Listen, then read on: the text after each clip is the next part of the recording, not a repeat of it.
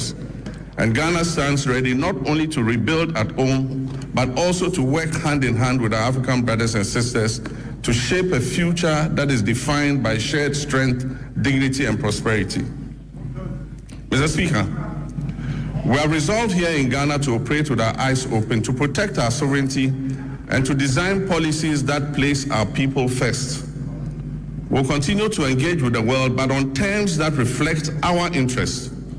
We will uphold global norms, but we will not outsource our judgment. And we will build resilience at home so that shifts in external power do not translate into hardship for our citizens.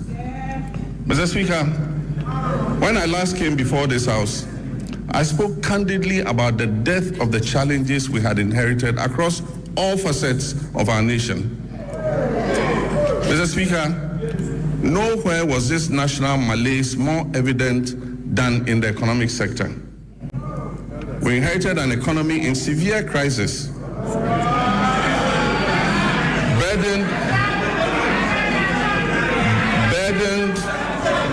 by unsustainable debt, high inflation, a rapidly depreciating currency, and an escalating cost of living crisis that had left our citizens reeling from unimaginable hardship caused by years of general imprudence and reckless management of the economy. Mr. Speaker, I was clear from the outset that recovery would not come easily. But I was also clear that I'll stop at nothing to turn this situation around and bring relief to Ghanaians. I promised then that just as I have confronted and overcome crisis in the past, I'll reset our economy and return us to a path of growth, progress, and development. Mr. Speaker, I told this August House then, when I appeared before you last year, that we would have to take tough, prudent, and necessary decisions to restore stability and credibility. Today, Mr. Speaker, I can say to you with confidence, Ghana is back. Ghana is working again. And Ghana is open for business. The fundamentals are improving, and the path to sustained acceleration is very clear to everyone. From the outset, we resolved to choose discipline over waste, reform over excuses, and stability over speculation. As a responsible government, our first order of business was to halt the economic hemorrhaging and restore order to our public finances. We tightened expenditure and commitment controls. We improved payables reporting and conducted a comprehensive audit of 2024 commitments to restore credibility and discipline. Mr. Speaker, these measures have begun to deliver some of the most remarkable economic outcomes in decades. Mr. Speaker, as we approach the celebration of our 69th independence anniversary, we do so not only with pride in our past, but also with renewed hope for our future. We are building prosperity through sound policy, responsible governance, and inclusive growth. We are restoring hope by delivering on our promises and proving that good leadership makes a measurable difference in our people's lives. The Resetting Ghana agenda is working. The Accra Reset is gaining momentum. And together they are laying the foundation for a stronger, more resilient, and more prosperous Ghana. Mr. Speaker, our nation is on the runway. It is in takeoff mode. And you are all advised to fasten your seat belts.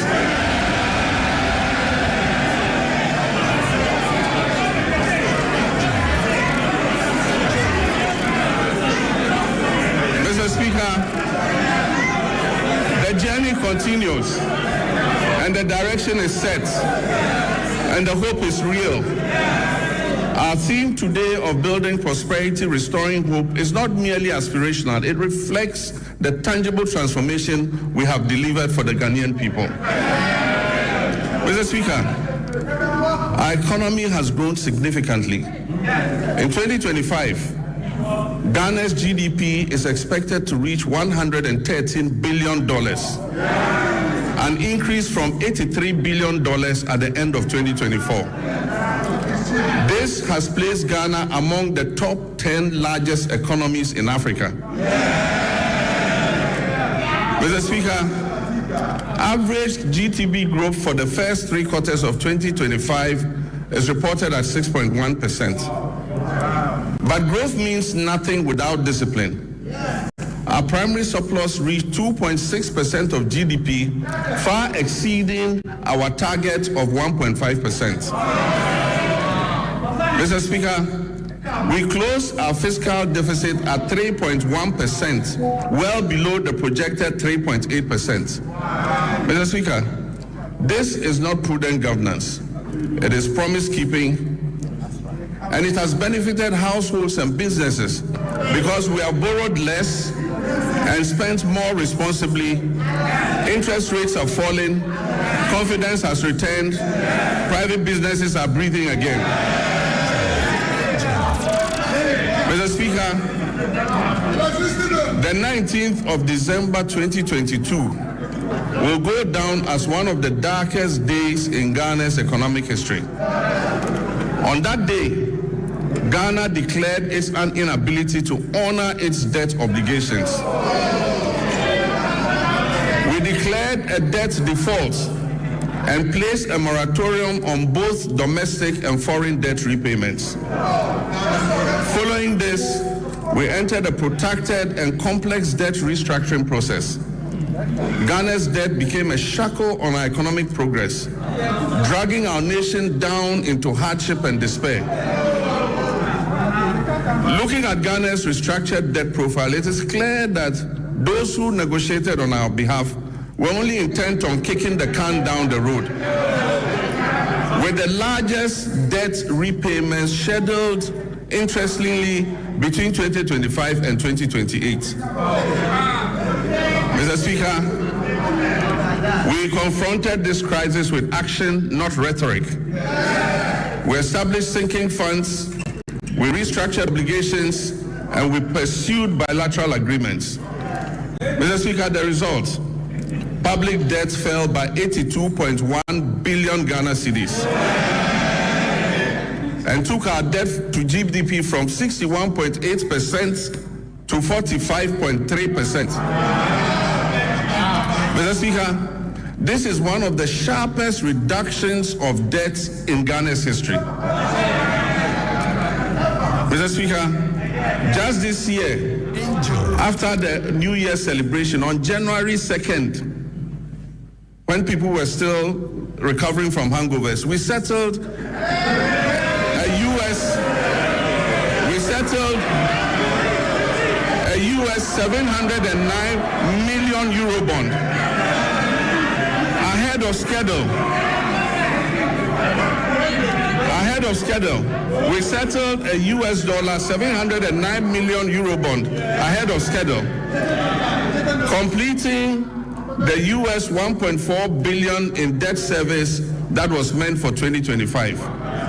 Mr. Speaker, and the world noticed, Fitch, Moody's, and Standard & Poor's all upgraded Ghana's credit ratings, the first triple upgrade in many years. Mr. Speaker, Ghana's credibility is restored. Ghana is rising. The heaviest burden we inherited was the very high inflation rate, which was silently eroding every household's purchasing power. It peaked at 54.1% at the end of 2022, and it declined to 23.5% by the end of 2024. Mr. Speaker, we treated this with urgency. Through fiscal consolidation, currency stabilization, and disciplined monetary policy, inflation fell from 23.5% at the end of 2024 to 3.8%.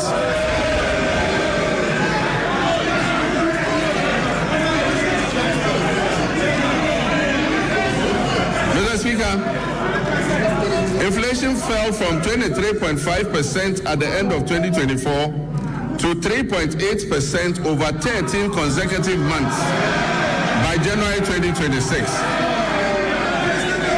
Mr. Speaker, and very interesting,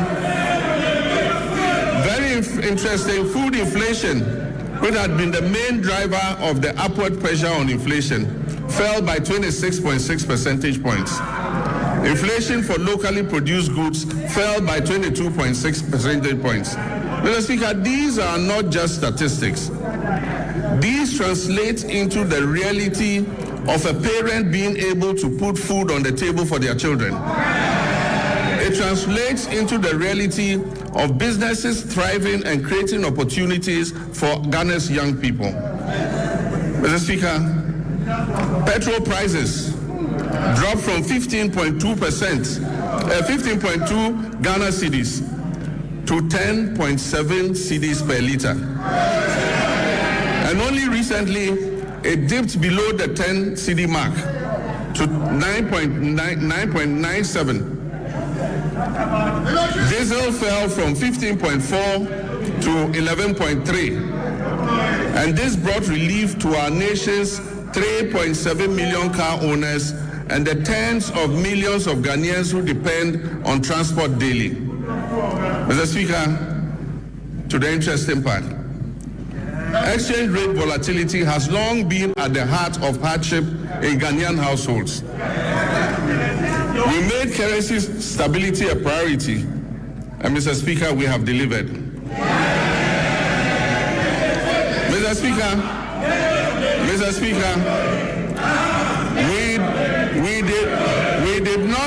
we did not arrest the dollar. We strengthened the cedi to put up a good fight against the other currencies.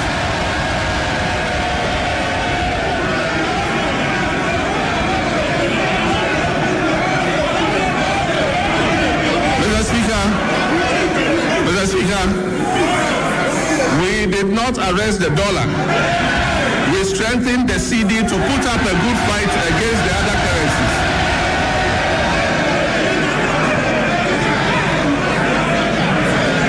And I'm pleased to report to this House that the cedi appreciated by 40.7% against the US dollar and by 30.9% against the British pound and by 24% against the euro. Mr. Speaker, Ghana's economic turnaround is broad-based and comprehensive. All sectors of the Ghanaian economy have witnessed remarkable improvement in our first year in office. And most importantly, Ghana's economy has surpassed the 100 billion mark for the first time. And as I said, it is projected to place Ghana among the top 10 largest economies in Africa. Mr. Speaker, our reserves currently stand at $13.8 billion from $8.9 billion at the end of 2024. This covers 5.7 months of import. A key driver of this development has been the establishment of the Ghana Gold Board. By formalizing gold exports, we have reduced smuggling, we have increased recorded exports in the artisanal and small-scale mining sector from 63.6 tons to 103 tons. And we've channeled that foreign exchange into our economy. Mr. Speaker, when the cedi stabilizes, imported inflation falls, businesses can plan better, and household incomes improve. Mr. Speaker, as global uncertainty grows, it is necessary for us to reduce our country's exposure to external shocks, break the cycle of economic downturns, and safeguard our macroeconomic stability. Just last Wednesday, 25th February 2026, the Minister for Finance presented the Ghana Accelerated National Reserve Accumulation Policy to this House. Mr. Speaker, this policy seeks to strengthen our country's external resilience by increasing our international reserves to 15 months of import cover by the end of 2028. supporting long-term structural transformation while safeguarding macroeconomic stability. Mr. Speaker, it is forecast that gold prices will remain high over the next 3 years. And so this presents us with a unique opportunity to build an economic war chest to withstand any global economic shocks, to secure our macroeconomic stability and improve the standards of living of our citizens and build a lasting prosperity for future generations. This is what the GANRAP policy seeks to achieve. Mr. Speaker, we abolished nuisance taxes that were levied on Ghanaians between 2017 and 2024.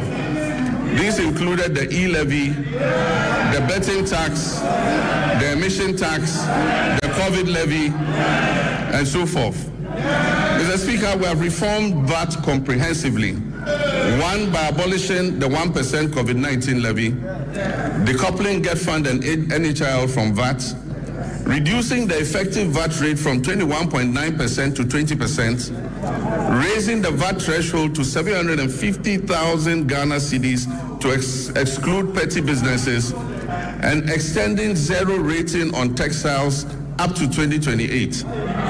Mr. Speaker, these fiscal reforms have effectively put 6 billion Ghana cedis back into the pockets of Ghanaians. Interest rates have fallen from above 30% to currently between 18 and 20%, freeing up credits for businesses and households. And according to the Ghana Statistical Services, over 1 million Ghanaians have found employment between Q1 and Q3 of 2025. Mr. Speaker, and 950,000 Ghanaians have escaped multi-dimensional poverty over the same period. Mr. Speaker, I'm pleased to report that our external position has strengthened significantly. By December 2025, our current account recorded a surplus of 9.1 billion, representing 8.1% of our GDP. This is a remarkable increase from 1.5 billion or 1.8% of GDP in 2024. These achievements have been driven by robust gold, cocoa, and non-traditional exports, and increased remittance inflows. This improvement demonstrates that our economy is gaining strength and resilience again on the global stage. We've moved decisively from planning to action on our flagship 24-hour economy and accelerated export development program. This was officially launched in 2025, and this transformative initiative is designed, 1, to unlock round-the-clock economic activity, 2, deepen our value chains across key sectors, 3, boost productivity and support export growth, and 4, create quality jobs in agriculture, manufacturing, logistics, and services. Mr. Speaker, I want to thank this August House. On 6th February 2026, this House passed the 24-Hour Economy Authority Bill. This has established the regulatory framework and the legal mandate that was necessary for full implementation. Last week, at the cabinet meeting held, I had the honor of signing this historic legislation into law. All is now set for takeoff. This is the boldest economic transformation initiative in Ghana's recent history. Mr. Speaker, in this year's budget, 110 million has been allocated to begin the setting up and implementation of the 24-Hour Economy Authority. These resources will enable businesses to operate beyond traditional business hours. They will attract investment through strategic partnerships with the Development Bank of Ghana and the Ghana Infrastructure Investment Fund, and will strengthen the foundations for sustained growth and job creation, especially for our young people. This is about building prosperity and restoring our people's hope through concrete action. Mr. Speaker, a nation that does not learn from past mistakes cannot get out of the cycle of problems that impose hardships on its citizens. We've just begun to emerge from the most devastating economic crisis in our nation's recent history. This crisis was triggered by general financial indiscipline, huge deficits, and massive debts that were occasioned by persistent and unbudgeted expenditure to meet the ends of convenient politicking.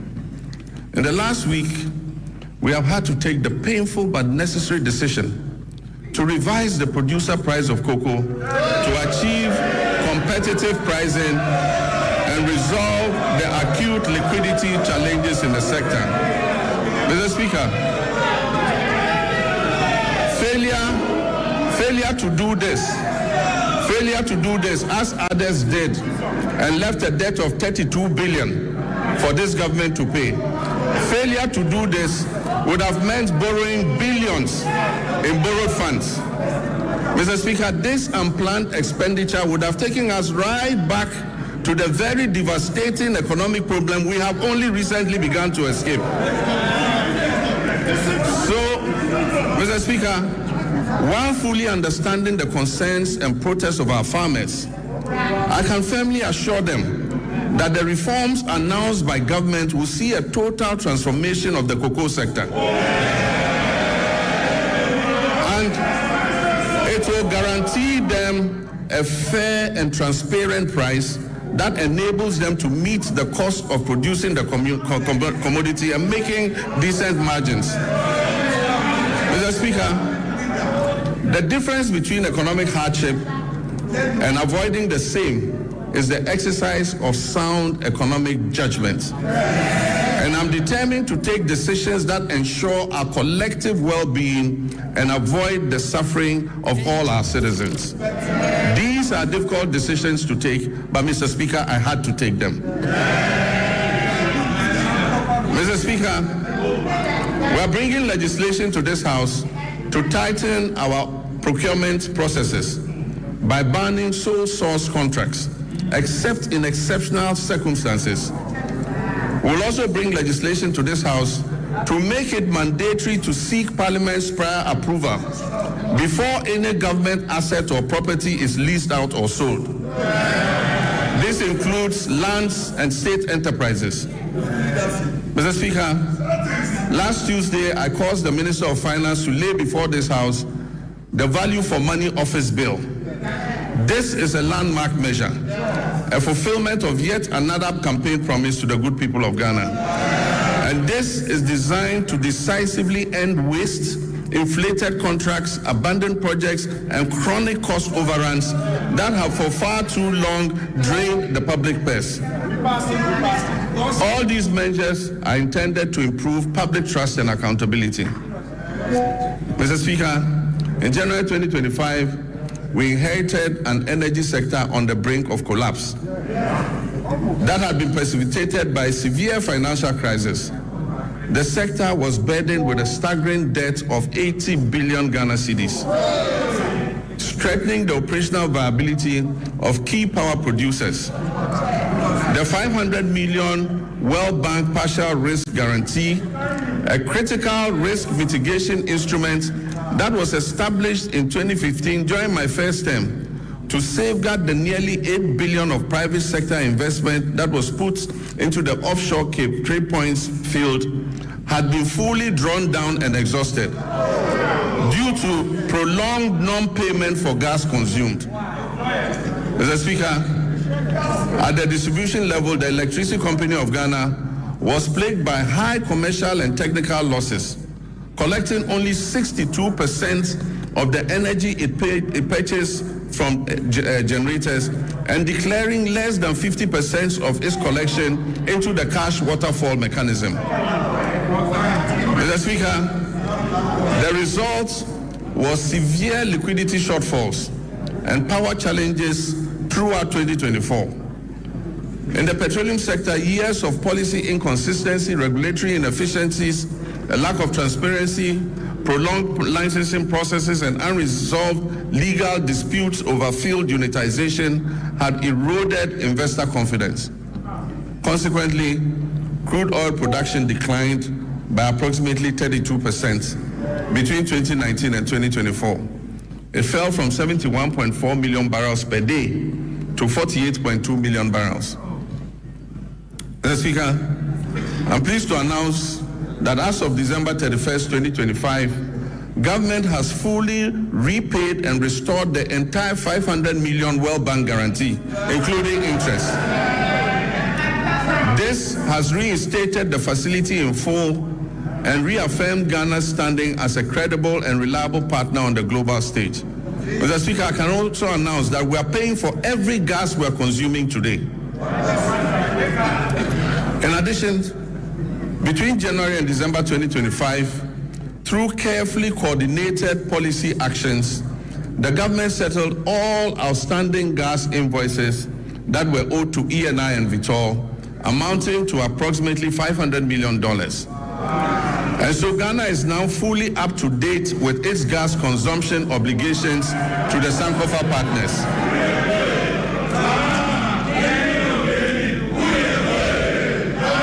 And I'm pleased to announce that the 2026 budget has made adequate provision to ensure timely payments for all liquid natural gas that we consume going forward. Mr. Speaker, to ensure equity and fairness, the government has also held constructive engagements with Tullow Oil and the Jubilee Field partners, and we've reached a comprehensive roadmap to guarantee full payments for all gas that is consumed.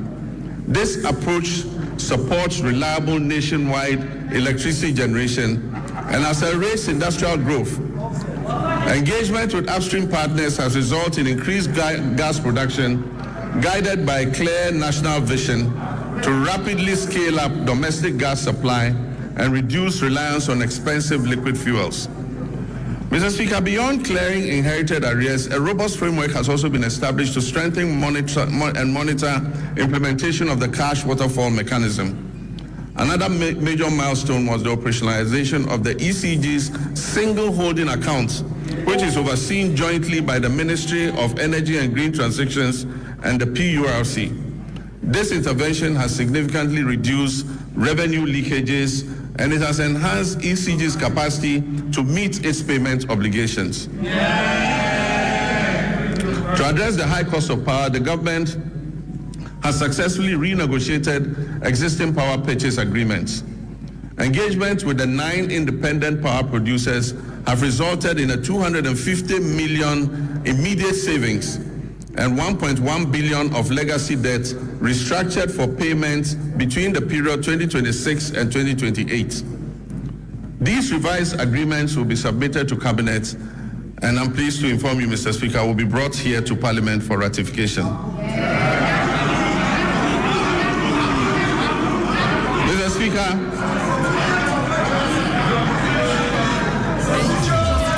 under the Rural Electrification Program, 200 out of the 400 targeted communities have been connected to the national grid, with a further 100 at various stages of completion. The national electricity access for Ghana today stands at 89.05. We are committed to ensuring that every Ghanaian has access to reliable, affordable electricity. It is worrying that the Electricity Company of Ghana continues to experience high power losses, with reports indicating that around 25% of generated power is lost. To address this phenomenon and anchor the gains we have made, adopting private sector participation, particularly in billing and collection, is the most effective way to significantly reduce these losses. Cabinet has approved the multiple lease method for concessions in the distribution utilities, and work is ongoing to implement this critical reform. Mr. Speaker, the Bui Power Authority has completed an additional 50 megawatts of solar power. In the distributed solar sector, 30 megawatts was achieved through rooftop installations, bringing our total installed capacity to 250 megawatts of solar, and this represents 5% of renewable energy in our entire generation mix. A few months ago, I broke ground for a 200 megawatt solar power project at the Dawa Industrial Zone, with the first 100 megawatts scheduled for completion in December 2026. The Ministry of Energy and Green Transitions is constructing 35 mini grids to serve 47 islands and lakeside communities in the Oti, Savannah, and Bono East regions. The ministry will also supplied 12,000 new smart net meters from the end of the first quarter of this year, 2026. And under the off-grid solar home system for public institutions, delivery of materials for the first phase of 350 systems has commenced. It means that public institutions are going to be fitted with solar to reduce their power consumption. Mr. Speaker, as part of the last mile electrification effort to achieve 99.98% universal access by 2030, the ministry has mainstreamed mini-grids into the National Electrification Scheme. Consequently, a feasibility study for the Afram Plains North District was completed for 100 communities to receive solar power, bringing the total number of islands and lakeside communities in the Afram Plains North and South to 150 that are ready for mini-grid solar electrification. I'm pleased to announce that the African Development Bank has committed to providing $100 million to fund the construction of renewable energy-based mini-grids for these communities. Mr. Speaker, we've signed a memorandum of understanding with the Jubilee and Tenfield partners to commit another $2 billion to additional investment in the Jubilee field. This will include drilling up to 20 new wells, the first wells being drilled in more than 9 years. Mr. Speaker, there's a second memorandum of intent with the OCTP partners, that's ENI and Vitol, to commit $1.5 billion of additional investment in the OCTP field in the Cape 3 Points Block 4 contract area, among others. This agreement will significantly increase Ghana's oil and gas production, thereby enhancing energy security, domestic demand, and infrastructure development.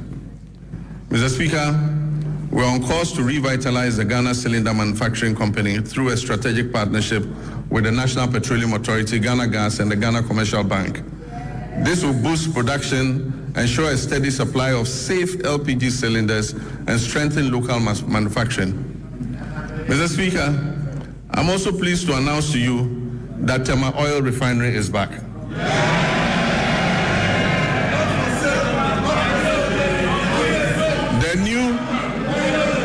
The new management of the refinery has successfully completed extensive turnaround maintenance.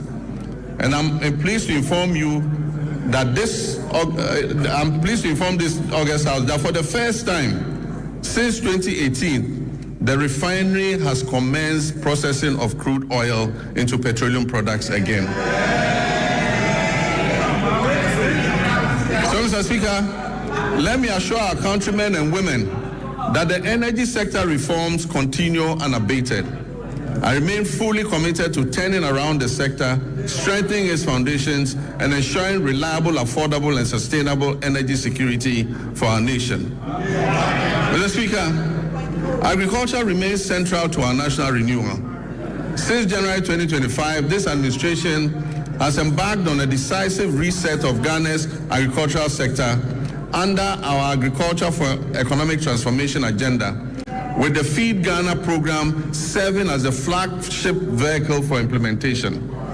Our objective is clear: to restore food sovereignty, stabilize food prices, reduce import dependence, increase decent jobs, especially for youth, and reposition agri as a strategic growth sector under our 24-hour economy policy.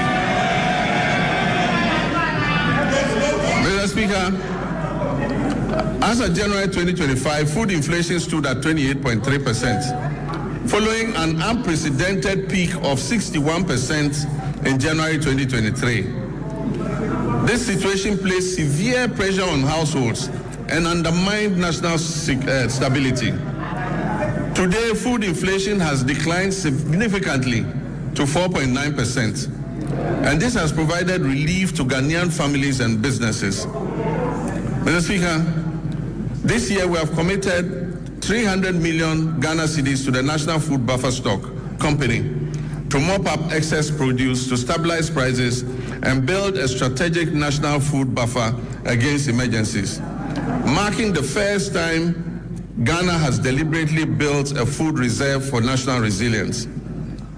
Over 413 institutions from basic schools through to tertiary institutions have been registered and are actively participating in the Feed Ghana program. Institutional farming is currently being undertaken by the Ghana Armed Forces, the Ghana Prison Service, the National Service Authority, basic and second cycle schools, public universities, and faith-based organizations, including churches and mosques. A key pillar of the Feed Ghana program is the home gardening initiative. Across the country, families are being encouraged to grow vegetables at home and in their communities to reduce food expenditure, improve household nutrition, and enhance food availability. The Feed Ghana program is also firmly anchored on irrigation for wealth creation. Government is deliberately shifting our agriculture from rain-fed dependence to irrigation-based farming to support year-round production and also strengthen our climate resilience. And so over the past months, processes have begun for the following interventions: the construction of 2 new mega dams, the rehabilitation of 8 existing irrigation dams, and the construction of 250 solar-powered boreholes for farming communities and schools across the Northern Belt and Brong-Ahafo regions. In addition, major irrigation schemes, including the Via, Weta, Tanoso, Bong, Ashaman, and Aveime, are undergoing rehabilitation. While new inland valleys covering over 1,300 hectares are being developed to expand rice production. Under the Global Agriculture and Food Security Program, we've launched a 20 million agro-input distribution project to strengthen food and nutrition security across the Northern Savannah Ecological Zone. This project is being implemented in 12 districts across 6 regions with a target of 50,000 farming households, including 30,000 women and youth. It will support the production of key staples such as maize, rice, soya bean, cowpea, granules, while promoting year-round vegetable cultivation through solar-powered micro-irrigation schemes for farmers groups and selected schools. The project is also supporting backyard and commercial poultry production, as well as the distribution of fertilizer and certified seeds to participating districts. This will help strengthen the poultry value chain. We're working to fulfill the promise of establishing farmer service centers across the country to modernize agriculture. Procurement processes are underway for a total of 660 tractors, 400 combined harvesters, and other agricultural equipment and implements. The first 11 farmer service centers will begin construction this year and will provide affordable access to land preparation, harvesting, storage, input supply, extension services, and equipment leasing, especially for smallholder farmers. Mr. Speaker, in the next 2 weeks, I'm going to cut salt for the first farmer service center in the Afram Plains. Mr. Speaker, agricultural extension remains the backbone of productivity, and to address the current gap between farmers and extension officers, 540 motorbikes have been procured to obtain coverage. 150 of those bikes have already been distributed, and we're employing 400 Feed Ghana district coordinators nationwide, while 10,000 young Ghanaians are being enrolled under a 4-year national service agripreneurial program with annual absorption into permanent employment. So far, 3,000 youth have been posted by the National Service Authority under the Agripreneur program. This intervention is strengthening frontline service delivery and creating employment opportunities for young people. We're also placing farmer cooperatives at the center of our agricultural transformation plan. As of October 2025, 70,000 community commodity-focused farmers cooperatives had been established nationwide. And they are serving as platforms to access inputs, mechanization services, climate advisories, aggregation, and fair market negotiation. Government is actively linking farmers to agro-industrial investments to stabilize prices, create jobs, and accelerate Ghana's journey towards food security. A major highlight of this effort is the 154 million Ghana-Italy irrigated commercial farming project to establish a 10,000 hectare irrigation model farm to produce rice, maize, soya, and tomatoes. All produce from this project will be sold locally.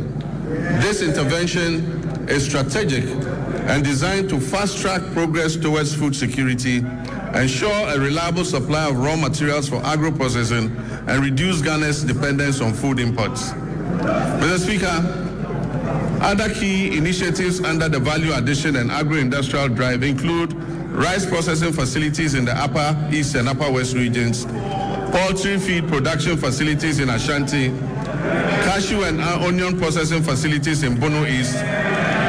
In addition, a 40-ton per day soya processing plant is being established in northern Ghana to support soya bean farmers and reduce their feed costs. The shea industry is also being revived through secured export contracts and measures to protect raw material supplies. Mr. Speaker, to reduce Ghana's 300 to 400 million annual poultry import bill, Ghana has launched a comprehensive poultry farm-to-table project. These comprise 50 anchor or commercial farmers producing 4 million birds, 500 SMEs producing 3 million birds, and a small-scale Nkokon Kitinkiti backyard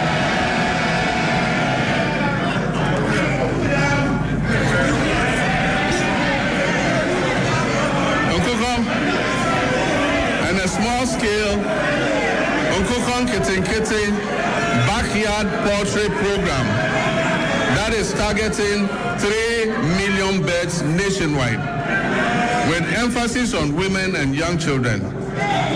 Mr. Speaker, the Nkokon Kitinkiti program is underway as I speak, and the target is to reach 60,000 households. Even before I launched the Nkokon Kitinkiti program, 720 beds had been distributed during the pilot phase to 13,000 farmers in 12 districts. I recently opened a poultry processing factory in Bichim to support expected production growth in the poultry sector. Mr. Speaker, education is important, and it remains pivotal to our national transformation agenda. In this regard, the year 2025 was both eventful and momentous for Ghana's education sector. I'm pleased to report that all the flagship initiatives and commitments that were contained in our Reset Agenda Manifesto have been faithfully honored during the year under review. The No Fee Stress initiative was successfully launched in Koforidua, and as I speak has benefited over 152,000 young people, first-year students in public tertiary universities. The number of beneficiaries this year is projected to reach 220,000 first-year students. In collaboration with the Student Loan Trust Fund, I have good news for law students. Law students in Ghana will also be now able to access the student loan scheme to pursue their legal education. Mr. Speaker, the free tertiary education policy for persons with disability has also been launched and is now fully benefiting all eligible persons with disabilities enrolled in our tertiary institutions nationwide. Mr. Speaker, the 2025 academic year saw a stable, uninterrupted supply of quality food to all our schools under the free senior high school program. Mr. Speaker, to further deepen coordination, accountability, and effectiveness in the education sector, this Honorable House passed several important pieces of legislation. These include: 1, the Kwame Nkrumah University of Science and Technology Bill 2025, the Ghana Scholarships Authority Bill 2025, the Change of University Names Bill 2025, the University for Development Studies Bill 2025, and the Ghana Education Trust Fund Bill 2025. To enhance private sector participation in the tertiary education sector, new legislation will be introduced in this House to ease regulatory bottlenecks and remove the requirement to charter, making it optional. Mr. Speaker, basic education remains the critical entry point into our education system. It is at this level that children acquire foundational literacy, numeracy, critical thinking, and problem-solving skills. upon which all future learning depends. Government understands the importance of the basic sector and is therefore undertaking a major policy shift to rebalance our education investments in favor of basic education. As part of this shift, the standards-based curriculum for kindergarten to primary 6 is currently under review to incorporate robotics, coding, and the responsible integration of generative artificial intelligence. Additionally, as part of the ongoing curriculum review, artificial intelligence education will be introduced at an age appropriate and developmentally sensitive, with a strong emphasis on ethical use, digital responsibility, critical thinking, and human values. Mr. Speaker, in response to the persisting challenge of schools under trees, this government has programmed a bold and decisive intervention for the 2026 financial year. This includes the construction of 200 kindergarten blocks, 200 new primary school blocks, 200 new junior high schools nationwide. And I'm further pleased to inform this House adequate allocation has been done in the 2026 budget. I'm further pleased to inform this House that the government has fully cleared all outstanding capitation grant arrears owed to the public basic schools, as well as clearing all outstanding arrears of BEC exam registration subsidies due to the West African Exams Council. For previous years, the legacy debts to West African Examinations Council have all been cleared. Mr. Speaker, education for learners with special needs is not only a moral right, but also a sound, pragmatic investment. And it promotes equity and strengthens social cohesion. In recognition of this, the amended Get Fund Act has established a dedicated, sustainable funding framework to implement free education for learners with special needs, beginning in the 2026 academic year. Government has also increased the daily feeding grant for students in public special schools from 8 cedis per day to 15 cedis per day. This significant increment reflects our resolve to address the unique nutritional and health needs of learners with disability. In addition, Mr. Speaker, we'll construct a modern state-of-the-art special needs school in Ho in the Volta region, and will rehabilitate and upgrade the existing special needs schools in Okropong, Ekwapim, in fulfillment of our pledge also to provide free sanitary pads to schoolgirls as part of efforts to improve menstrual hygiene and reduce absenteeism among female learners. A total of 12.2 million packets of sanitary pads were distributed to girls in public schools across the country in 2025. Mr. Speaker, we allocated in this year's budget 292.4 million Ghana cedis to sustain the free sanitary pad initiative. This commitment aims to remove gender-specific barriers to education and ensure that no girl's education is interrupted due to challenges related to her menstrual hygiene.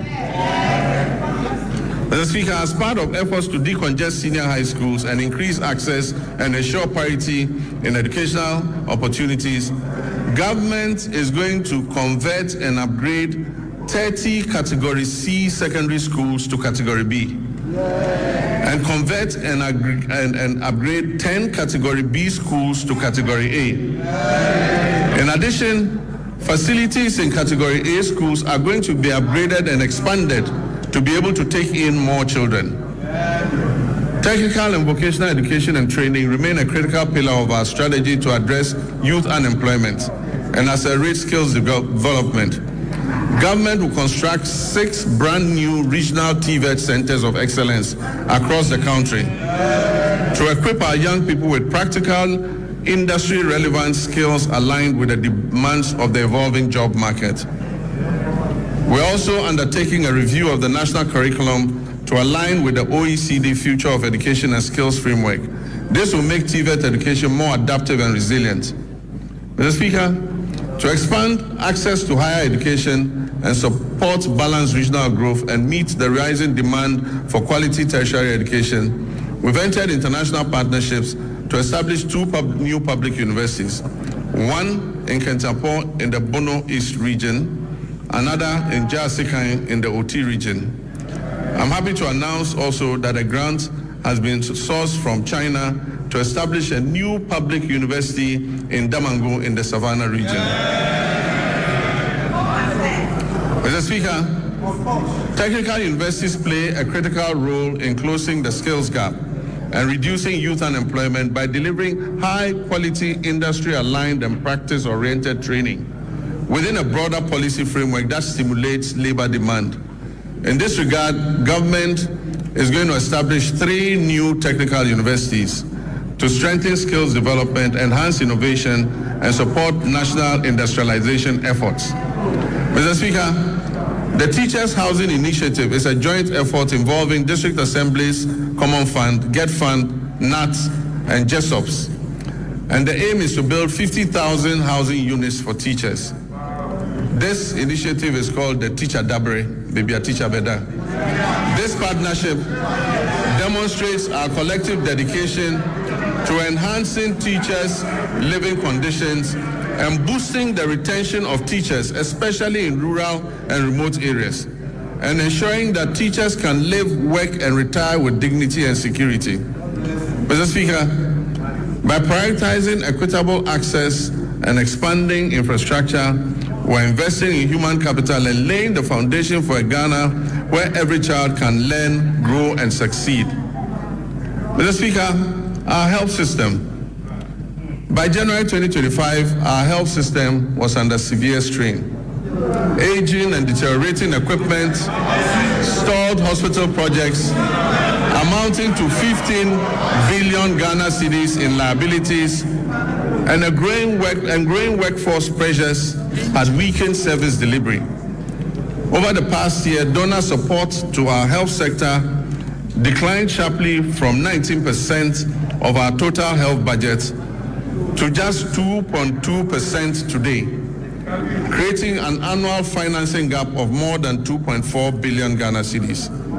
The withdrawal of support from programs previously financed by partners such as the USAID exposed the vulnerability in essential supplies and services, particularly in remote and underserved communities. Faced with these realities, my government chose to act decisively. In 2026, direct government funding for health will account for about 72% of our total health spending. This is up from 56.8% in 2023. Core health allocations have risen to GHS 23.3 billion, and with national health insurance resources included, total health financing now stands at 34.7 billion Ghana cedis.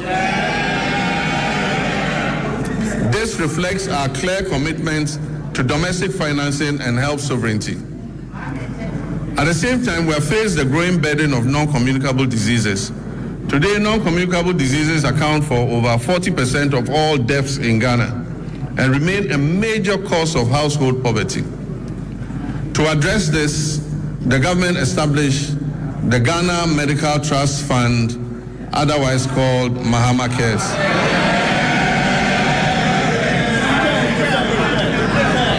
Mr. Speaker, this is the first nationwide financing mechanism dedicated to chronic and non-communicable diseases. Mr. Speaker, the National Health Insurance Levy has been uncapped. Claims payments are now timely, with facilities no longer waiting more than 6 months as happened in the past for payment to be made.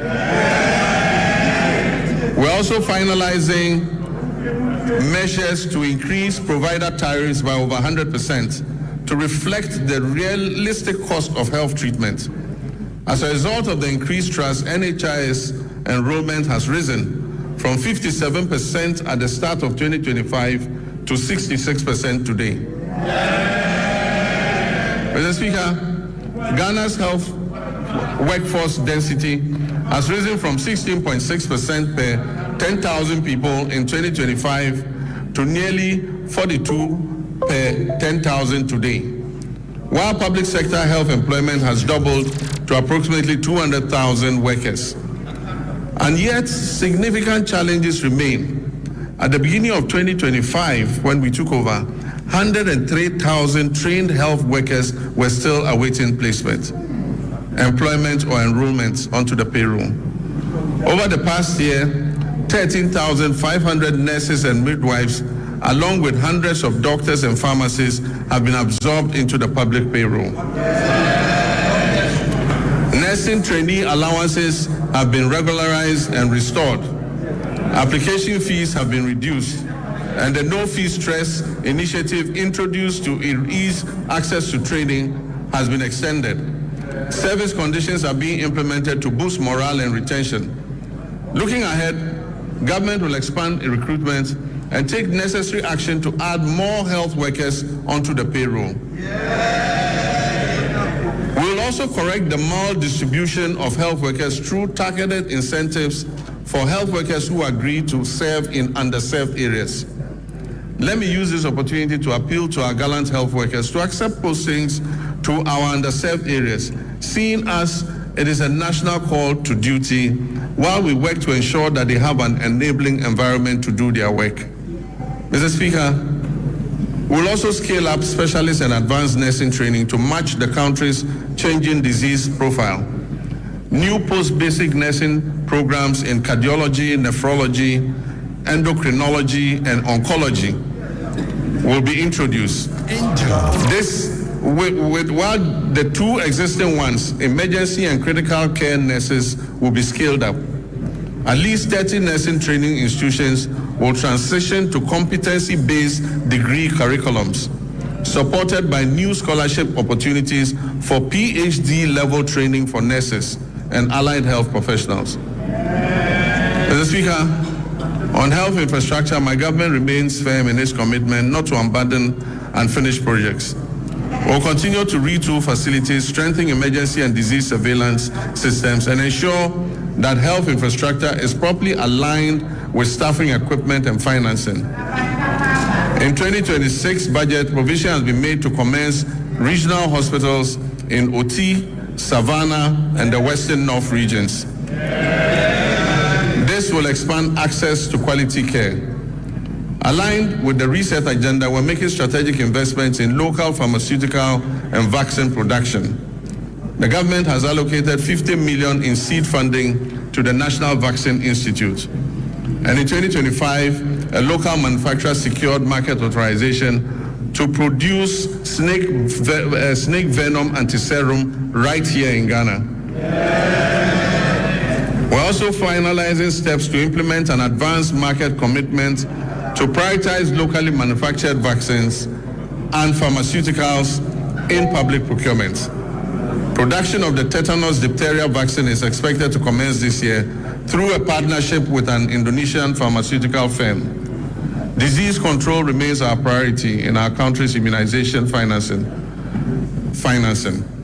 In 2025, the vaccine budget for children and pregnant women was increased by 46%, exceeding the 171 million Ghana cedis.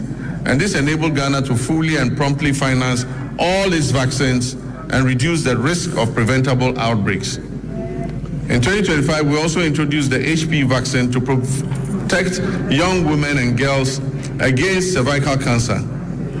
Mr. Speaker, Ghana's HIV prevalence rate is estimated at 1.6%. And as I speak with you, there are about 350,000 of our countrymen and women living with HIV and AIDS. Mr. Speaker, although prevalence is low, some population segments and regions have significantly higher incidence than the national average. The Ghana AIDS Commission has been tasked with ensuring the availability of testing and antiretrovirals. This year, government will fully roll out a free primary health care program, removing all cost barriers at the primary level where it is most needed, while strengthening prevention, screening, and health promotion, especially for non-communicable diseases. The Ghana Medical Trust Fund will be scaled up, and access to advanced cardiac care including cardiac catheterization services at Tamale, Kolebu, and Komfo Anokye Hospital, will be expanded to reduce overseas referrals and position Ghana as a center for specialized care in the sub-region, in line with our medical tourism objectives. Mr. Speaker, the Ministry of Health is expected to issue guidelines to eliminate the unacceptable no-bed syndrome. Patients facing medical emergencies must be received and given help, if even under makeshift conditions. You don't need to have a comfortable bed to save a patient. No patient must be turned away from any health facility they report to. Mr. Speaker, but in the meantime, government will expand capacity by implementing the Rich Hospital Phase 2 project to increase the number of beds at the Greater Accra Regional Hospital. We will also continue and complete the Police Hospital project, and also continue and complete the La General Hospital. Mr. Speaker, in the Ashanti region, we will complete the Sewa Regional Hospital. We will complete the Aferi Military Hospital. And we will complete the Komfo Anokye Teaching Hospital Maternity and Children's Block. Mr. Speaker, we remain on course to build a stronger, more resilient, and more self-reliant health system for all Ghanaians. Mr. Speaker, roads are a very important sector. We inherited a burden of significant financial obligations and structural pressures in the road sector that had accumulated over the years. As of December 2024, outstanding payments on road projects financed through the consolidated fund stood at 21 billion Ghana cedis.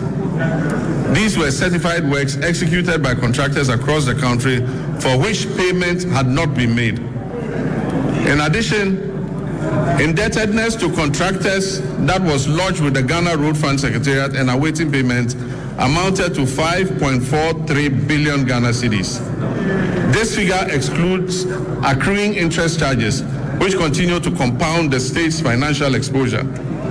Mr. Speaker, beyond these arrears, we inherited also contractual commitments, that is signed contracts, totaling more than 104 billion Ghana cedis.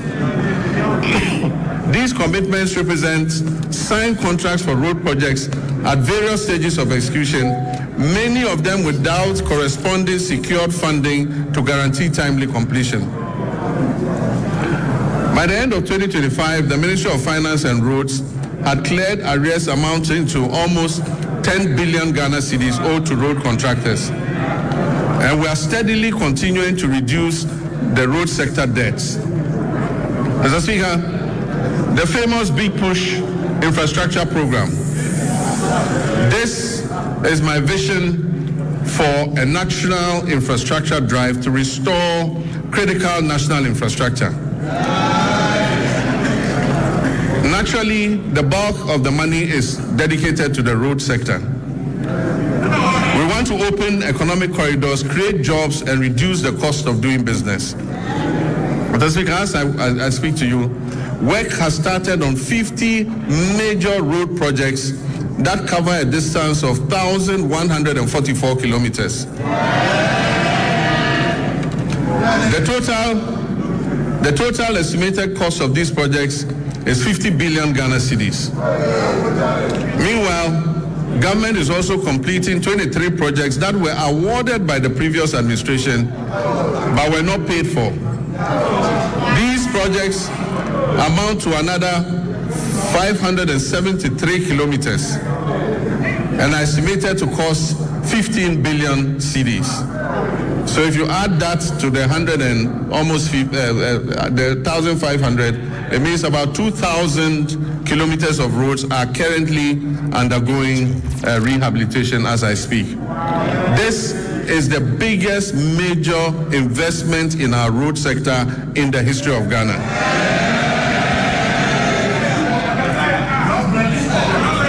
Across all 16 regions, 73 projects are advancing with significant visible progress expected by the end of the year.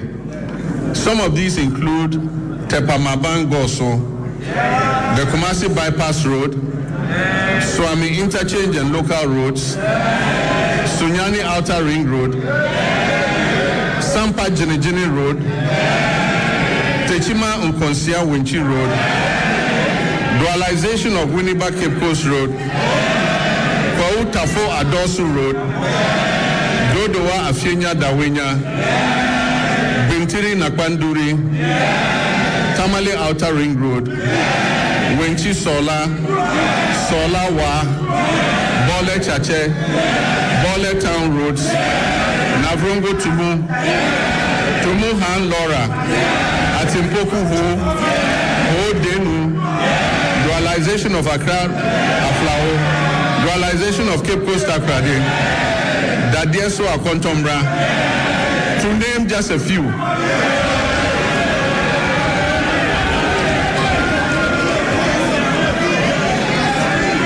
Mr. Speaker, other feeder roads are Akosombo Jakiti Kudupe, Kudikope, Yeniam Junction Sedom, Apegusum Pakadan, Todome to Palime Gemini Road. Indeed, there are many others too numerous to mention. And as I said at the launch of the Big Push program, the whole of Ghana is going to become a construction site. And Mr. Speaker, Ghanaians can already testify that serious road works are underway across the country.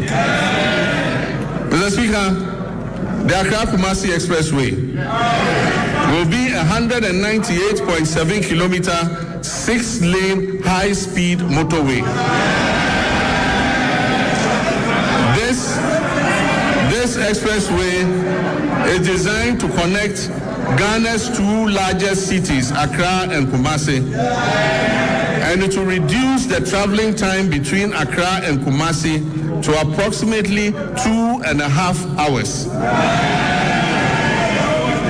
Mr. Speaker, this new alignment will have 8 interchanges and will be Ghana's first true expressway. And so government has established the Accra-Kumasi Expressway Limited, which is a subsidiary of the Ghana Infrastructure Investment Fund, as the concessionaire that will be mandated to design, to finance, construct, operate, and maintain the expressway, with the Ministry of Roads and Highways as the contracting authority. The project delivery is structured as a long-term concession of up to 50 years. Mr. Speaker, this expressway will be Ghana's first purpose-built expressway with limited access points, so goats and sheep cannot cross at any point. Mr. Speaker, it's designed for higher speed limits and modern safety infrastructure to reduce travel time and improve road safety. Preparatory activities including feasibility studies, the detailed designs and cost assessments are currently underway. This major road construction work aims to improve mobility, safety, and trade while connecting communities to markets and essential services. Mr. Speaker, the Eastern Corridor. We aim to complete all unfinished segments of the Eastern Corridor Road by the end of 2027. Mr. Speaker, we'll continue and complete the 27.7 Accra-Tema Motorway and Extension Project. And this includes reconstructing the Accra-Tema Motorway into a 4-lane expressway with 3-lane service roads in both directions and interchanges at Ashaman. Where you have the Ashaman underbridge, it will now be an interchange. There will be another interchange at Community 18 and Teshi Link. Mr. Speaker, it also involves remodeling the Tetekwashi interchange. Construction works are ongoing and progress is at 32%. Mr. Speaker, other important projects include the Kumasi Inner Ring Road, the Volivo Bridge over the Southern Volta River, the Dambai Bridge over the River Oti, and the Adoso Bridge over the River Afram at Eche Amanfrom. Mr. Mr. Speaker, the Ministry of Roads has received cabinet approval to reintroduce road tolls on our roads and our bridges. Mr. Speaker, this time using advanced technology to improve efficiency, transparency, and avoid leakages in revenue generation. Preparatory work is underway to ensure the reintroduction of tolling operations this year. Mr. Speaker, there is no doubt that an effective and efficient transport system is integral to any economic development plan. So to improve public transport services in the country, government is supporting Intercity SCC Coaches Limited, Metro Mass Transit Limited, and the private road transport operators to renew their fleets. Currently, a total of 300 buses have been procured to improve road transport. The initial batch of 100 buses is scheduled to arrive in the country by the end of the first quarter of this year. Mr. Speaker, in fulfillment of my pledge to re-establish a national airline, a 10-member task force established to oversee this initiative has submitted a business model and operational framework to guide the selection of a strategic partner for the new national airline. And this new national airline will take off soon, inshallah. Mr. Speaker, passenger traffic handled by the Ghana Airports Company increased to 3.625 million passengers in 2025. This was an increase from 3.4 million in 2024.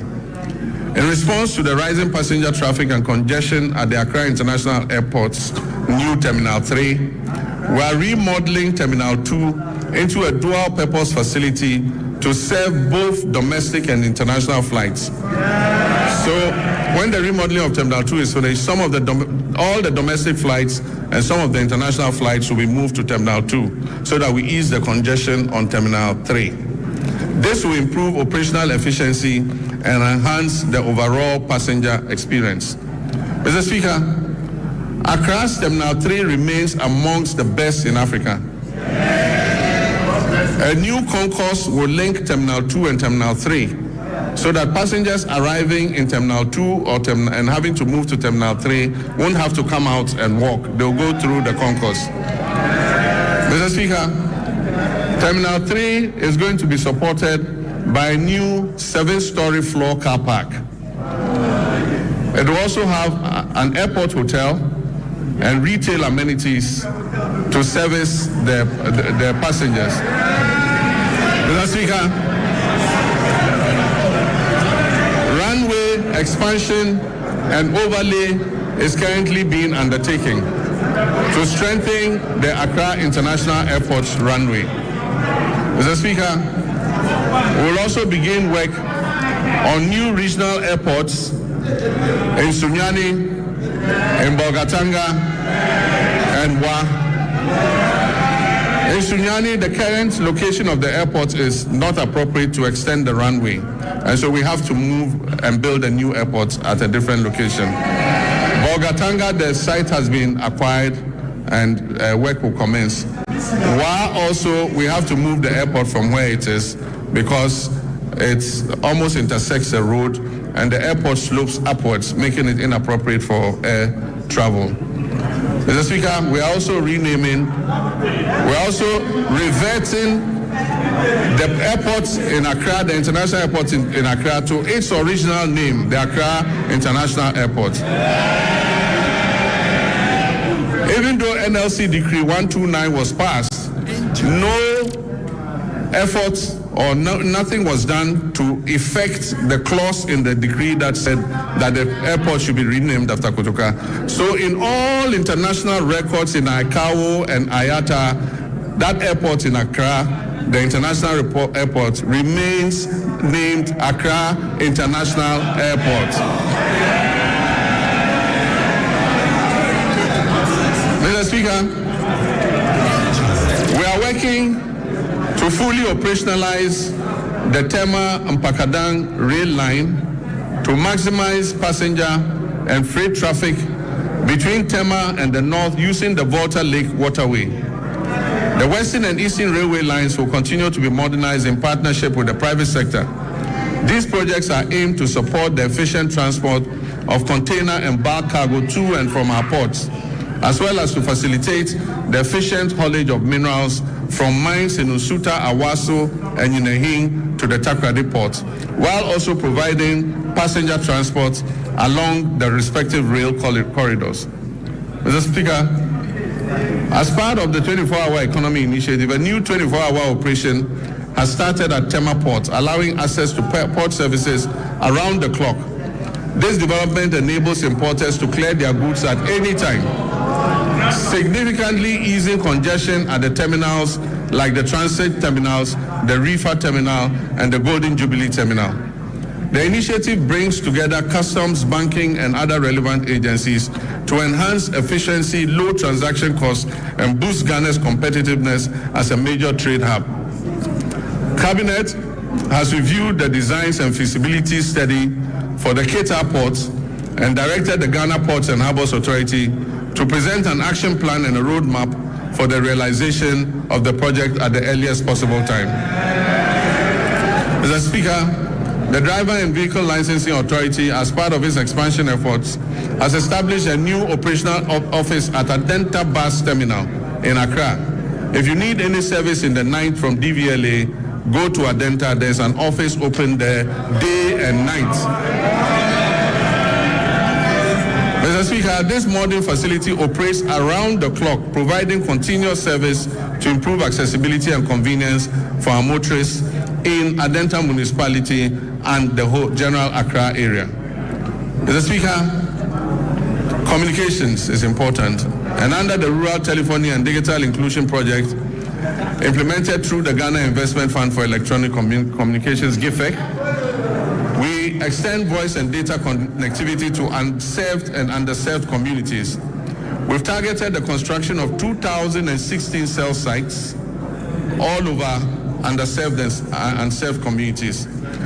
1,561 of these 2,016 cell sites have been constructed, and of this number, 1,144 have been activated. Work is ongoing to activate the remaining 417 sites.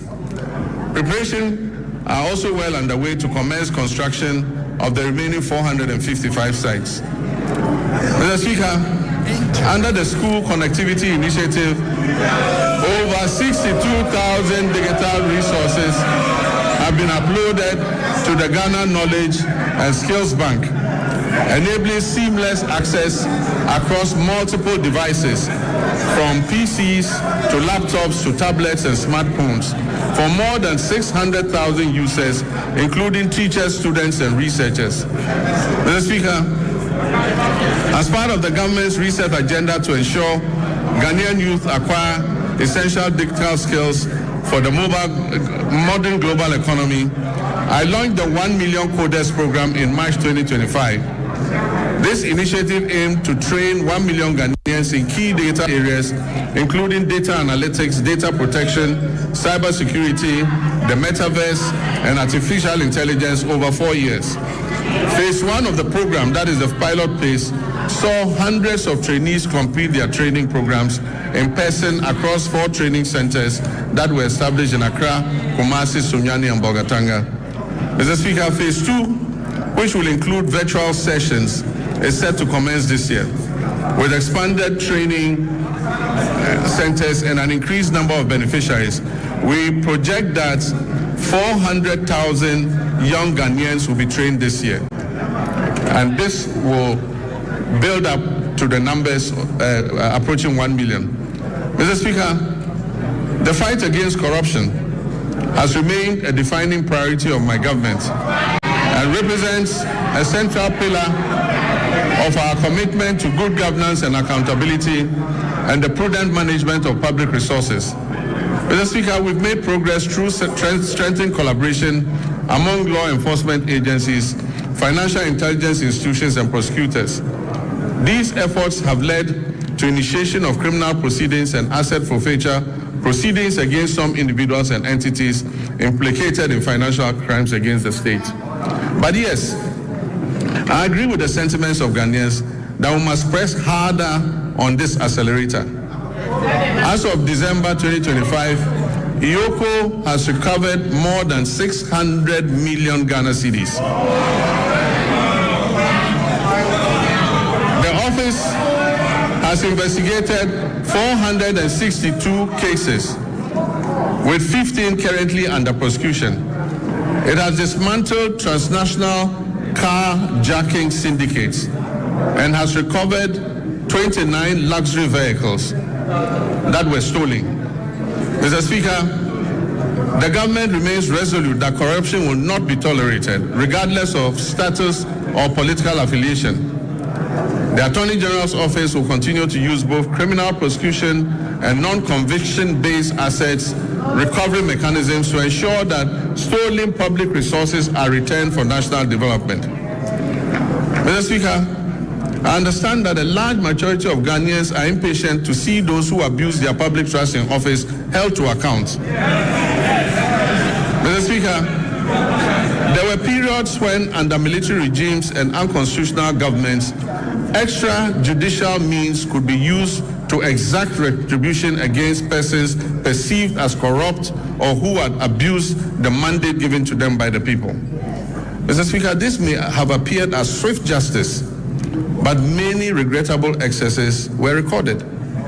In 1992, we overwhelmingly adopted the 1992 Constitution to accept governance by the rule of law. On 7th January, when I swore the oath of office before the people of Ghana, I swore to uphold the 1992 Constitution. I may be as impatient as everyone else to see justice done, but painstaking investigations must be conducted. Dockets must be prepared, charges must be filed, and the accused must have their day in court, including appealing even on the smallest point of law to higher courts.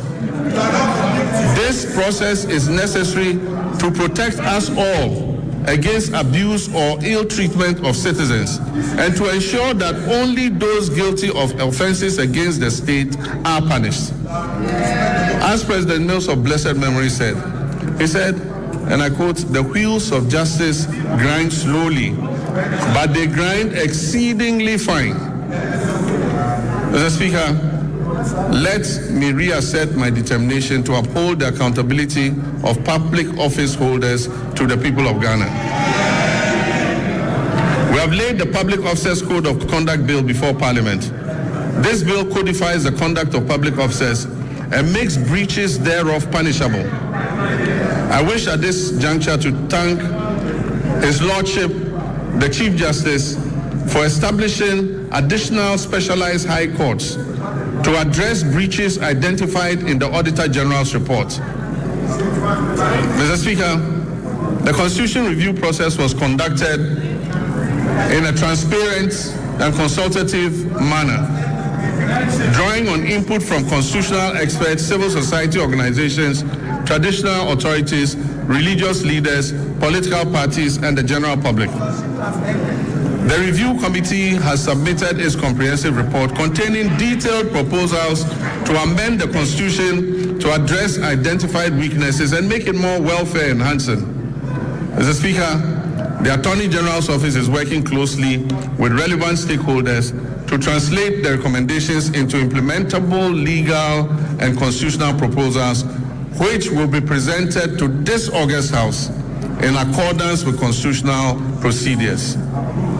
Mr. Speaker, illegal mining continues to pose a grave threat to our environment, water bodies, public health, and national security. Mr. Speaker, prosecution of persons engaged in illegal mining has been intensified, with a renewed focus on dismantling organized criminal networks behind Galamsey operations, rather than targeting only the little fish, low-level offenders. Mr. Speaker, in all these Galamsey operations, there are big fish who never get caught. Mr. Speaker, in total, over 114 case dockets involving hundreds of accused persons are pending in various courts across the country, particularly in towns and villages that are prone to illegal mining. Specialized prosecutorial teams have been deployed to fast-track illegal mining cases, ensure the effective presentation of evidence, and pursue the confiscation and forfeiture of equipment and proceeds used in or derived from illegal mining. Mr. Speaker, when it comes to gender and social protection, my government will continue to ensure gender equality and equity, promote the welfare and protection of children's rights, and empower the vulnerable, the aged, and persons with disability for sustainable national development. Work is well advanced on the Women's Development Bank, for which a total of 401 million Ghana cedis has been allocated in the 2026 budget. The coming months will see a full rollout of this monumental policy to empower Ghanaian women and women-owned businesses economically and financially. Mr. Speaker, the Ministry of Gender and Social Protection has successfully honored all legacy leave payment cycles for 2025 and before, reaching 1.5 million people. It has also ensured the full implementation of the Ghana School Feeding Program in over 12,000 public schools across all 261 districts of this country. Mr. Speaker, the number of beneficiary peoples under the School Feeding Program has increased from 3,801,491 for the 2023-2024 academic year to 4,231,059 for the 2024-25 academic year. This program is providing gainful employment to 34,000 caterers and cooks nationwide. Mr. Speaker, in the security sector, Ghana faces evolving security threats.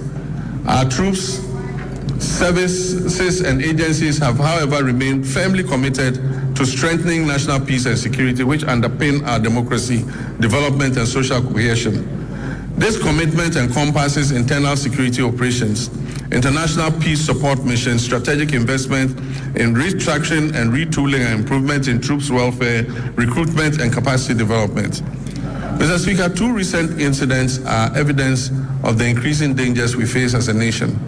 The killing of 8 of our compatriots who had gone to a neighboring country to purchase tomatoes, and just yesterday an attack on Ghanaian fishermen in our waters by pirates reinforced the need for us to retool and adequately equip our security services. Mr. Speaker, I wish to commend the Ghana Armed Forces for conducting a successful medical evacuation of our injured compatriots from Burkina Faso. I also commend the Ghana Navy and the Ghana Air Force, the National Security Council Secretariat, the Chief of Staff's Operations Team, the MP for Ewutu Senya, the Chief Fisherman, and people of Senya Breku for the combined effort that successfully rescued all the stranded 71 fishermen who had been attacked by pirates. I've asked the National Security Coordinator to assist the affected fishermen and replace the stolen outboard motors and fishing gear. Mr. Speaker, the Armed Forces continues to play a key role in containing illegal small-scale mining through the deployment of river guards and support for the National Anti-Illegal Mining Operations Secretariat and assistance to special courts for swift prosecution of offenders. Mr. Speaker, during the year, the Ghana Armed Forces had 2,119 troops with requisite equipment deployed in various peacekeeping missions, reinforcing Ghana's reputation as a dependable and professional contributor to international peacekeeping operations. While Ghana continues to maintain an enviable reputation in international peacekeeping, we must note that many of these peacekeeping theaters where we have operated are winding down due to reduced budgets for UN peace support operations. And so as our troops return home, we must create opportunities for them to train, to remain active, and stay engaged. Mr. Speaker, beyond peacekeeping operations, Ghana continues to demonstrate its strong commitment to international solidarity, humanitarian assistance, and South-South cooperation.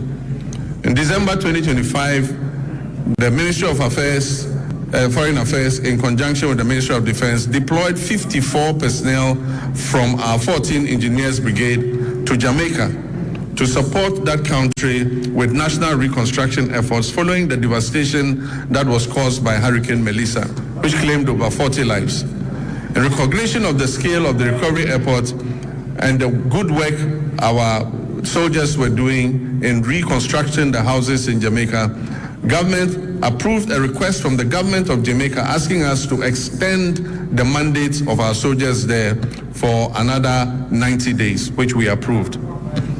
Mr. Speaker, to further improve operational readiness, the government will continue to invest in vital defense infrastructure and retooling.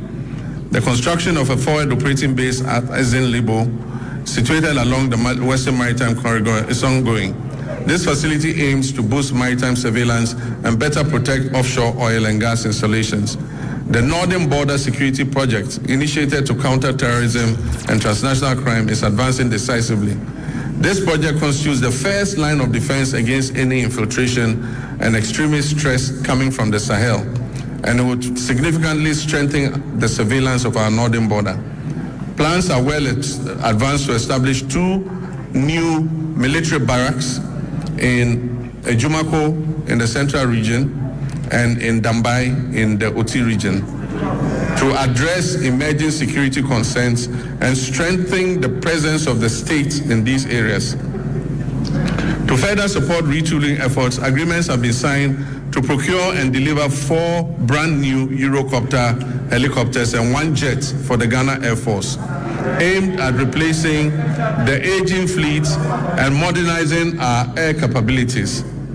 The Ghana Armed Forces is carrying out a thorough overhaul of previously grounded aircraft, which involves replacing essential components and bringing them back into service. This aims to quickly restore their operational readiness.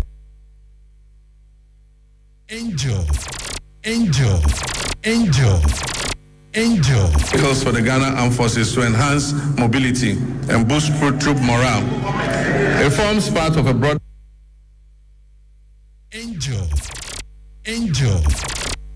underway to acquire 2 brand new offshore patrol vessels, armored personnel carriers, protective gear, ammunition, vehicles, and strategic drones and advanced communication systems to enhance the operational capability of the Army, Navy, and Air Force. We will also continue to prioritize human capital development within the armed forces. A progressive recruitment drive to increase the strength of the Ghana Armed Forces by 12,000 personnel over 4 years to support expansion and operational demands is ongoing. In line with the government's reset agenda, the recruitment process has been decentralized to regional capitals, with selected recruits reporting directly from their regions to training schools, marking a significant shift from the previous Accra-centered system. Mr. Speaker, on a very solemn note, I wish to express my condolences to the families of 6 of our young daughters who died during the stampede at the Elwak Stadium. May their memory be blessed and may they rest in perfect peace. Mr. Speaker, following the revised gratuity regime that was introduced in 2020 under the stewardship of Honorable Nitu, extending service by 5 years, under Constitutional Instrument 129, arrears have accumulated. Nitu is my friend, don't worry. Arrears have accumulated, Mr. Speaker, because no budgetary provision was made over the 4 years that followed.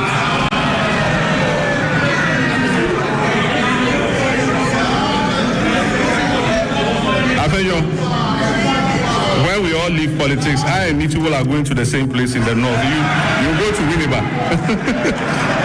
Don't worry, we are brothers. Mr. Speaker, this has resulted in over 1 billion Ghana cedis owed to approximately 3,000 personnel across all the different ranks. As part of our commitment to fairness and the resolution of long-standing legacy issues, the government will soon commence payments of gratuity arrears under CI 129. Honorable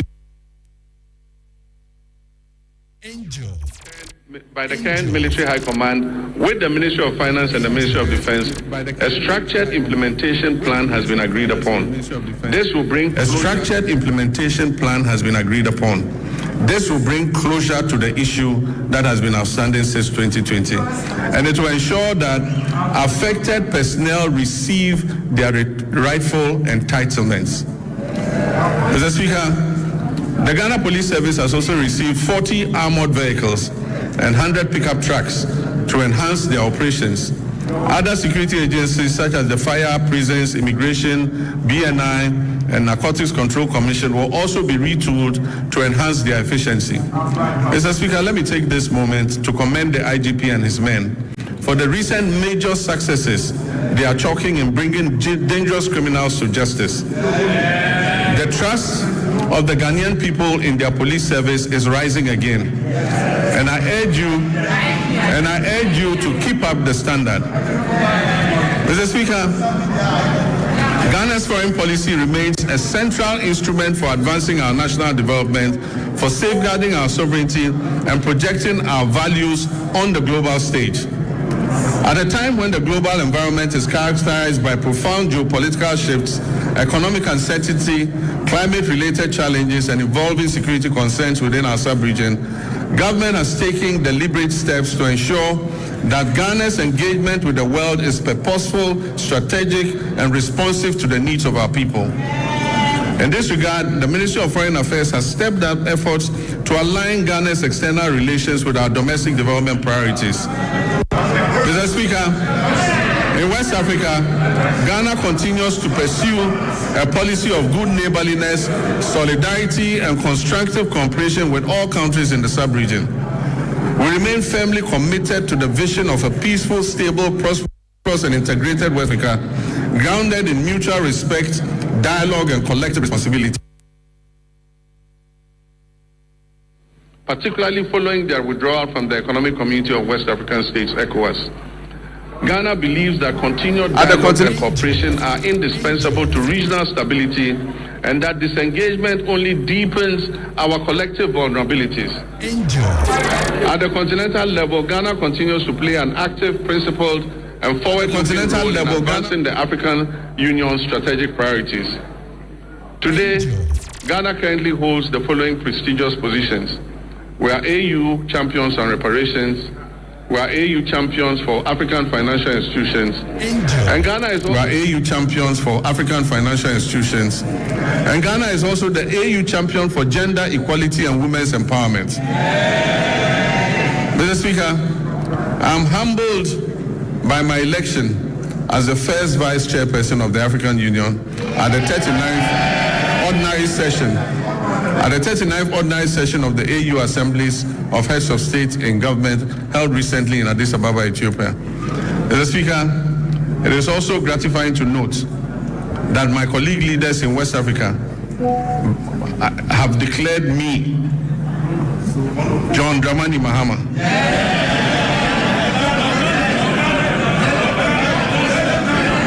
President of the Republic of Ghana and Commander-in-Chief of the Ghana Opposition. They have declared me unopposed by the grace of God, sole candidate for the position of chairperson of the African Union when the rotating chairmanship returns to West Africa in 2027.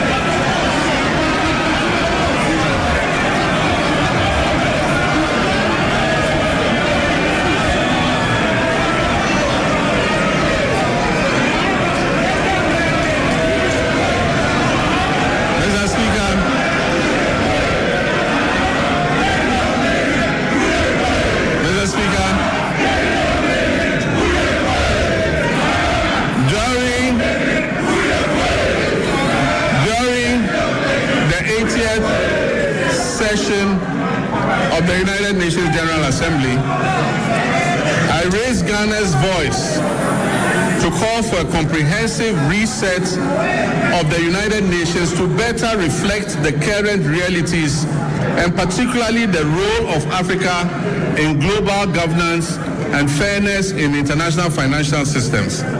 In line with our multilateral commitments, Ghana announced plans to table a United Nations resolution that recognizes the transatlantic slave trade as the gravest crime against humanity, and promoting an agenda of acknowledgement, reparative justice, and cultural restitution. Mr. Speaker, I'll formally present this resolution, which has been endorsed and adopted by the African Union unanimously, to the UN in March of this year for consideration by the UN General Assembly. Mr. Speaker, passports have never been easier to acquire than under this regime. Mr. Speaker, the Foreign Ministry of Foreign Affairs has established 7 new passport application centers in Upper East, Oti, Ahafo regions, Bono East, Northeast, my own region, Savannah, and the Western North region. Mr. Speaker, with this expansion, all 16 regional capitals now host passport application centers, marking a major milestone in the decentralization of passport services. Mr. Speaker, to address systemic delays, the ministry implemented a 24-hour passport production operation at the head office. This enabled the clearance of an inherited backlog of over 40,000 passport applications. As a result of these reforms, Ghana's passport administration now operates with 0 backlog, guaranteeing passport delivery within 15 working days. If you like, try it. Apply for a new passport. Within 15 days, you will receive your passport.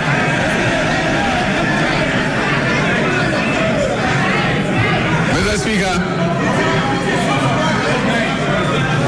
to facilitate travel and boost tourism and ease business mobility, the Ministry of Foreign Affairs implemented a 5-day visa processing service across. Significant progress has been made in the design and procurement phase of a national e-visa platform with a targeted rollout plan for 2026. This means This means if you apply for visa, you apply online and the visa is approved online. You don't need to go to the Ghana embassy to apply. Ghana has also secured new visa waiver agreements with 11 countries to facilitate people-to-people exchange. It means for those 11 countries, Ghanaians don't need passports to go there. You just jump on the plane and appear there, and they will allow you in.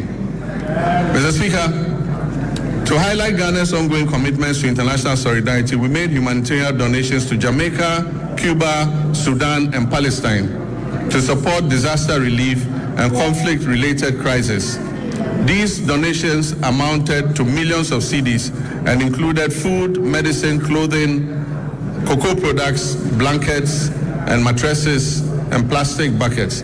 I'm also pleased to report that remittances from our relatives abroad, the Ghanaian diaspora, reached a historic high of $7.8 billion in 2025.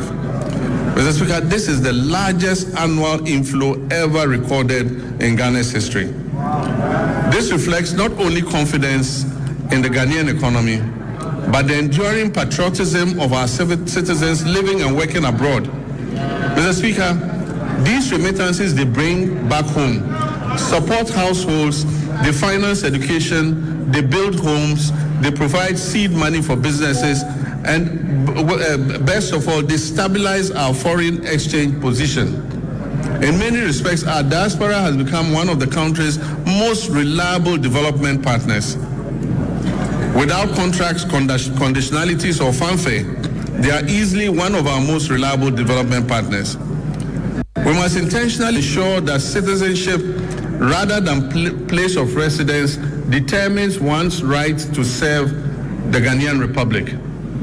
Ghanaians worldwide who pledge allegiance to this country of theirs and make substantial contributions to its development should not be barred from active participation in public affairs, including the opportunity to hold public office. provided there are appropriate measures to ensure loyalty and accountability. Mr. Speaker, I'm personally in support of the bipartisan bill currently before this House, seeking to address this matter. And it is my hope that it will be passed expeditiously so that our compatriots. Development and empowerment are the core of everything we're trying to achieve. We're implementing many policies to develop our youth capacity and to create as many jobs as possible to address the major unemployment problem. All our youth activities and job creation programs are ongoing. In 2025, 10,887 young people were trained in entrepreneurship programs and job creation under the Ejumawura program. In 2026, an additional 10,000 young people will receive similar support under the program. The National Apprenticeship Program onboarded 14,000 young apprentices during the pilot phase, and they have started receiving their start-up kits after passing out successfully. Training is ongoing across the regions, and when completed, the trainees will be certified by the Commission for TVET to facilitate their access to employment. Mr. Speaker, this year the target for the National Apprenticeship Program has been increased from 10,000 to 100,000 young people, offering many more young people the opportunity to acquire the skills needed for sustainable development. And as I said, when they pass out, they are giving a certificate by TVET to show that they have passed out and have the skill in whatever they learned. In 2025, 86,000 young people were engaged through the Youth Employment Agency, various employment modules under this agency. This year, I've directed the Ministry of Youth Development and Empowerment as a matter of urgency to review all the youth employment modules under the YEA to reduce duplication and ensure value for money. Keeping youth who are waiting for opportunity. Mr. Speaker, the National Service Authority has signed an MOU with the Ministry of Defense to commence military training for 10,000 national service personnel in the 2025-2026 service year. And so our national service personnel will receive call-ups to report at various military centers for training. Mr. Speaker, this was a program initiated by our late Minister for Defense of blessed memory, Dr. Edward Omani Boama, who was desirous of seeing it to full execution. I therefore charge the National Service Authority and the Ghana Armed Forces to bring life into the exercise for the benefit of the personnel and the training of our young people. Mr. Speaker, my government has launched a wide range of initiatives aimed at transforming Ghana's trade and agribusiness and industrial sectors to boost our competitiveness in export markets, encourage value addition, and generate employment for Ghana's large youth population. My recent visits with the hard-working Minister for Trade, Agribusiness and Industry to inaugurate new factories and initiate expansion works on factories has convinced me that Ghana is on the right track for industrial transformation. The ministry has begun implementing policies in the areas of textile and garment manufacturing, pharmaceuticals and vaccine manufacturing, automotive and components manufacturing, and contract farming and agro-processing. As a first step, we are collaborating with private sector to establish 3 new garment factories in Eastern Region, Central Region, and Bono East Region. This will create an estimated 27,000 jobs. Mr. Speaker, this government will fulfill its commitment to revive key state-owned enterprises. The ministry is in the process of sourcing strategic investors to operationalize the Volta Star Textiles Factory, the Commander Sugar Factory, the Pualugu Tomato Factory, the Zoarungu Meat Factory, and the Akosombo Textiles Limited. Ghana's non-traditional exports recorded a 27.04% growth in 2025, with total earnings of $4.87 billion, up from $3.83 billion in 2024. This reflects a very early impact of the Accelerated Export Development Program, launched only last year, and demonstrates the continued resilience and expanding contribution of the non-traditional export sector to Ghana's export economy. Mr. Speaker, mining remains a cornerstone of Ghana's economic development, making substantial contributions to employment creation, export earnings, and government revenue. According to the Ghana Statistical Service, the mining and quarrying subsector accounted for 17.4% of the overall 33.8% of industry's share of gross domestic product in 2025. It emerged as the leading contributor within the industrial sector. The sector generated export earnings of approximately 15.25 billion, accounting for 65.37% of Ghana's total export receipts, out of a total of 23.3 billion. Mr. Speaker, the abolition of value-added tax on mineral exploration activities is expected to significantly reduce upfront costs for investors, improve project economics, and stimulate increased greenfield and brownfield explorations across the country. The fight against galamsey remains complex and demands a multi-dimensional response that integrates strong enforcement, the application of technology, sound regulation, and active community participation. The Ministry of Lands and Natural Resources, in collaboration with the Ministry of Transport and Ghana Revenue Authority and the Ministry of Finance, has registered 1,808 pieces of earth-moving equipment at the port, of which 1,033 have been fitted with trackers and are being tracked. The protection of our water bodies and forest reserves is ongoing with the deployment of 1,634 blue water guards across Western North Savannah, Upper West, Bono, Eastern Ashanti, Central Volta, and Northern regions. This nationwide deployment aims to strengthen surveillance, improve rapid response, and enhance on-the-ground enforcement against illegal mining activities that threaten critical water bodies, forest ecosystems, and livelihoods. Mr. Speaker, NIMOS will maintain regular coordinated operations across all 21 identified hotspots to prevent re-entry of illegal miners into these reserves. While temporary deployments yielded positive results, they proved insufficient for sustained enforcement. Mr. Speaker, in the works housing and water subsector, these are vital pillars of Ghana's national development, shaping sustainable livelihoods through reliable water supply and affordable housing that enhance citizens' well-being. Sea defense works are ongoing. We've successfully completed works at Komenda, Ningo Pram, and Elmina.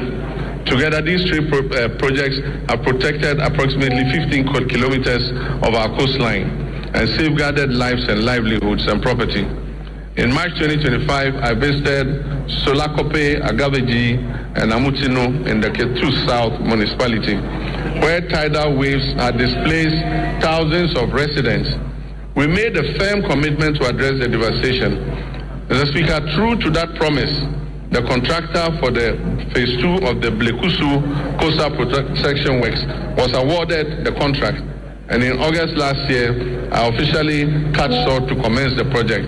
I'm pleased to inform this House that the project is currently 25% complete and calm has already been restored along the coastline. Notwithstanding these actions, flooding remains a major infrastructural challenge in the country and a top priority for this government. A task force on flooding is in place and coordinating the national mitigation efforts against flooding. Ghana continues to grapple with housing deficits currently estimated at over 1.8 million units. Some significant strides have been made in the housing sector. In line with government's earlier commitments to complete all ongoing housing initiatives, we have successfully concluded the joint venture arrangements which we inherited for the completion of the Saglemi housing project. The Attorney General is reviewing all related documentation to finalize and commence the project. When these projects are finished, it will increase the number of housing stock available. The TDC in Ghana is also steadily advancing work on 800 housing units under the Akpong Affordable Housing Project at Tema Community 26. To position TDC Ghana as a key player in Ghana's housing industry, I performed a sword cutting ceremony last year for what they call the Oxygen City Housing Project in Ho of all places. That project seeks to address Ghana's housing deficit by developing 1,000 affordable home housing units. We We've also continued with our resettlement housing efforts for the victims of the Akosombo Dam spillage, with 251 of the planned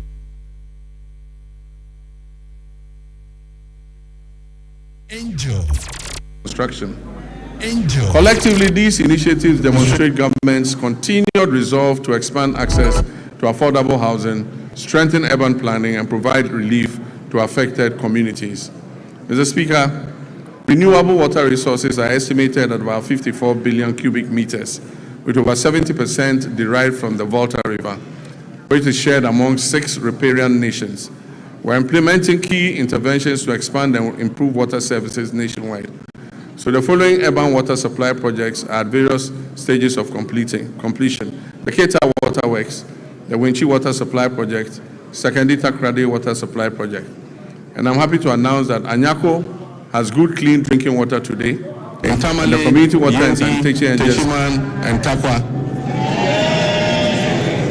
Mr. Speaker, the Danish government has allocated grant support to improve water supply services in low-income and high-density areas in Wa and Bolgatanga, aiming to address water challenges and provide relief to vulnerable populations. Mr. Speaker, the following rural water supply projects are ongoing: Asankrebwa, Sehirioso, Duadaso, Kwemandamfa, Goso, Dwabing, Aveime, and Edumbamso.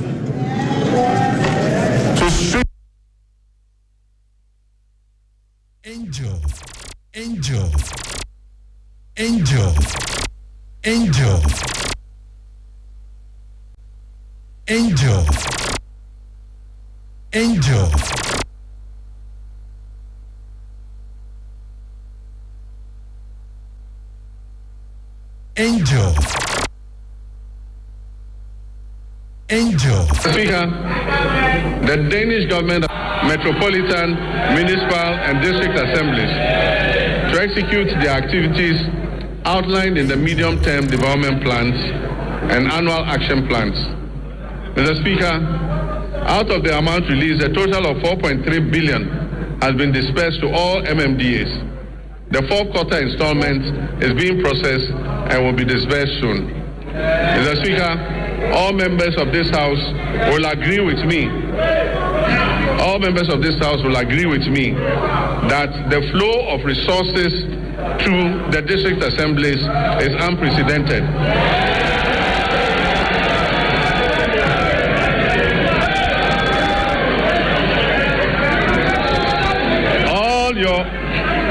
All your assemblies are receiving more money than they've ever received in several years. Mr. Speaker, in fulfillment of government's commitment to strengthening local governance and decentralization, the ministry has, for the first time in the history of local governance, disbursed a total of 100 million Ghana cedis in monthly allowances to all assembly members. Unprecedented, assembly members have received their allowances. The Ministry of Local Government, Chieftaincy and Religious Affairs has also finalized designs for the new 24-hour economy modern markets to be constructed in all metropolitan, municipal, and district assemblies. Mr. Speaker, procurement processes are far advanced to commence the construction of these markets, and very soon, in all your districts, honorable members, you will have a 24-hour market operational. Mr. Speaker, our tourism and creative arts sector has a lot to offer. Creatives using the new media are giving our nation greater prominence than we could have achieved through any first-class traditional media outlet. Our economy will not be built only by traditional sectors, but also by human creativity sectors that will absorb those people who will be displaced from the shop floor by the new AI technologies that are being rolled out. Ghana has become a favorite tourist destination because of our history, culture, our arts, our music, our fashion, and our food. Government has allocated 20 million Ghana cedis to the film sector alone. This is going to the film sector to support Kumawood and Gollywood and all the woods. Mr. Speaker, another 20 million cedis has been given for the other creative sectors. I believe that this injection of money will bolster our creative sectors. Mr. Speaker, I wish to assure the creative industry and the Ministry of Tourism that I'll be your personal ambassador for the promotion of tourism and the creative sector. Mr. Speaker, in line with our new national efforts to bring events and conferences to Ghana, we are going to undertake the refurbishment of the Accra International Conference Center to restore it to its iconic past as the country's national and international events and conference venue. Mr. Speaker, the original contractors of the center, Enego Project Ghana Limited, have conducted a structural integrity assessment at the request of the Office of Chief of Staff and made recommendations for the facilities renovation and refurbishment. They will commence this work in the next few weeks. But Mr. Speaker, the AICC is not enough for a country seeking to develop its creative sector and become West Africa's destination for meetings, conferences, musical concerts, and entertainment. So working with the private sector, work will also commence this year on a befitting convention and creative event center to position Ghana as West Africa's leading hub for meetings, incentives, conferences, and exhibitions and creative events. Ghana will also begin this year the renovation of the State Banquet Hall, which has been closed for a couple of years. Mr. Speaker, this year we will strengthen Ghana's standing in the major global and continental sporting events. We will make our fifth FIFA World Cup appearance. And for us, this is an opportunity to boost national branding and the economy beyond just sports. Mr. Speaker, supporters and other people interested in going to support their team would have to submit visa requests to the American Embassy. We are being told that we must ensure that supporters who go return on their visas. It has taken a lot of work to restore Ghana's 5-year non-immigrant visas and take us off the ban list. It is my hope that this event will not send thousands of Ghanaians to America and get us back on the ban list. Mr. Speaker, the Black Queens will compete at the 2026 African Cup of Nations, Women's African Cup of Nations, building on their bronze medal finish in Morocco. At the youth level, Ghana will participate in the 2026 Youth Olympic Games in Dakar with a multidisciplinary team aimed at strengthening long-term elite pathways. We'll also compete at the Commonwealth Games 2026 in Glasgow, reinforcing Ghana's presence across the Commonwealth sporting landscape.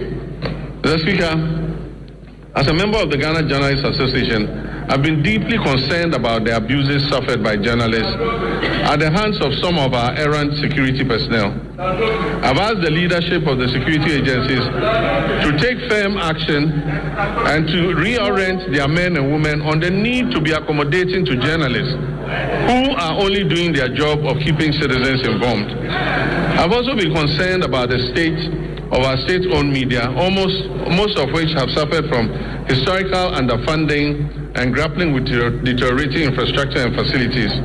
I recently toured these media houses to learn about their challenges at first hand, and we're currently putting together a revitalization plan to leverage their valuable assets and re-inject life into their operations.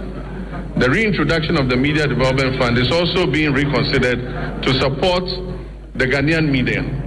Mr. Speaker, as I conclude, during my recent trip to Zambia, we saw what a united Ghana can achieve on the global stage. A simple mislabeling of our culture could have reduced us to a punchline. Instead, we moved with speed and confidence. We corrected the record. We turned what was supposed to be ridicule into reach. We turned confusion into connection. We taught what could have been a negative social media trend into a handshake of friendship with our Zambian brothers and sisters. Mr. Speaker, for most people, that episode was just a fleeting social media frenzy. yet it served a greater purpose. It showed a nation that understands its brand equity. It showed citizens aligned around a common identity. It showed a country that knows who we are and refused to be defined by others. But let us be honest, unity in moments of cultural pride has proved easier than unity in moments of political disagreement. If we can mobilize that same collective resolve for our development agenda, we will see real progress. And that mobilization is possible because we are the descendants of a people who united against political subjugation. We resisted economic exploitation and we fought colonial oppression. Mr. Speaker, our pursuit of national development today demands that same unity of purpose. We must reject misrepresentation and distortion that detract from our collective progress. We must guard our development as firmly as we guard our cultural identity. We must act as one people with one purpose. Mr. Speaker, in public life, there is a simple maxim we're all very familiar with, and it says that the buck stops with the president. Mr. Speaker, I not only agree with this. Every day I hold office of president, I live by that statement that the buck stops with me.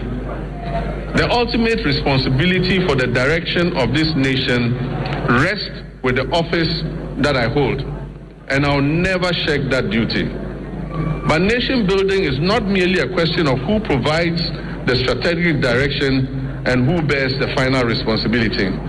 It is a long chain of efforts that carries intent into reality, from policy conception to laws enacted, to resources mobilized, to services delivered, to value created on farms, in workshops, in classrooms, in markets, and in enterprises across our land.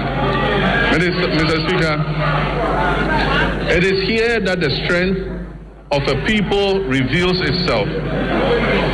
It is in the countless acts of competence, integrity, and industry by citizens of every calling whose work turns national purpose into lived reality. Mr. Speaker, while the bulk may stop with me, the work of nation building goes beyond that.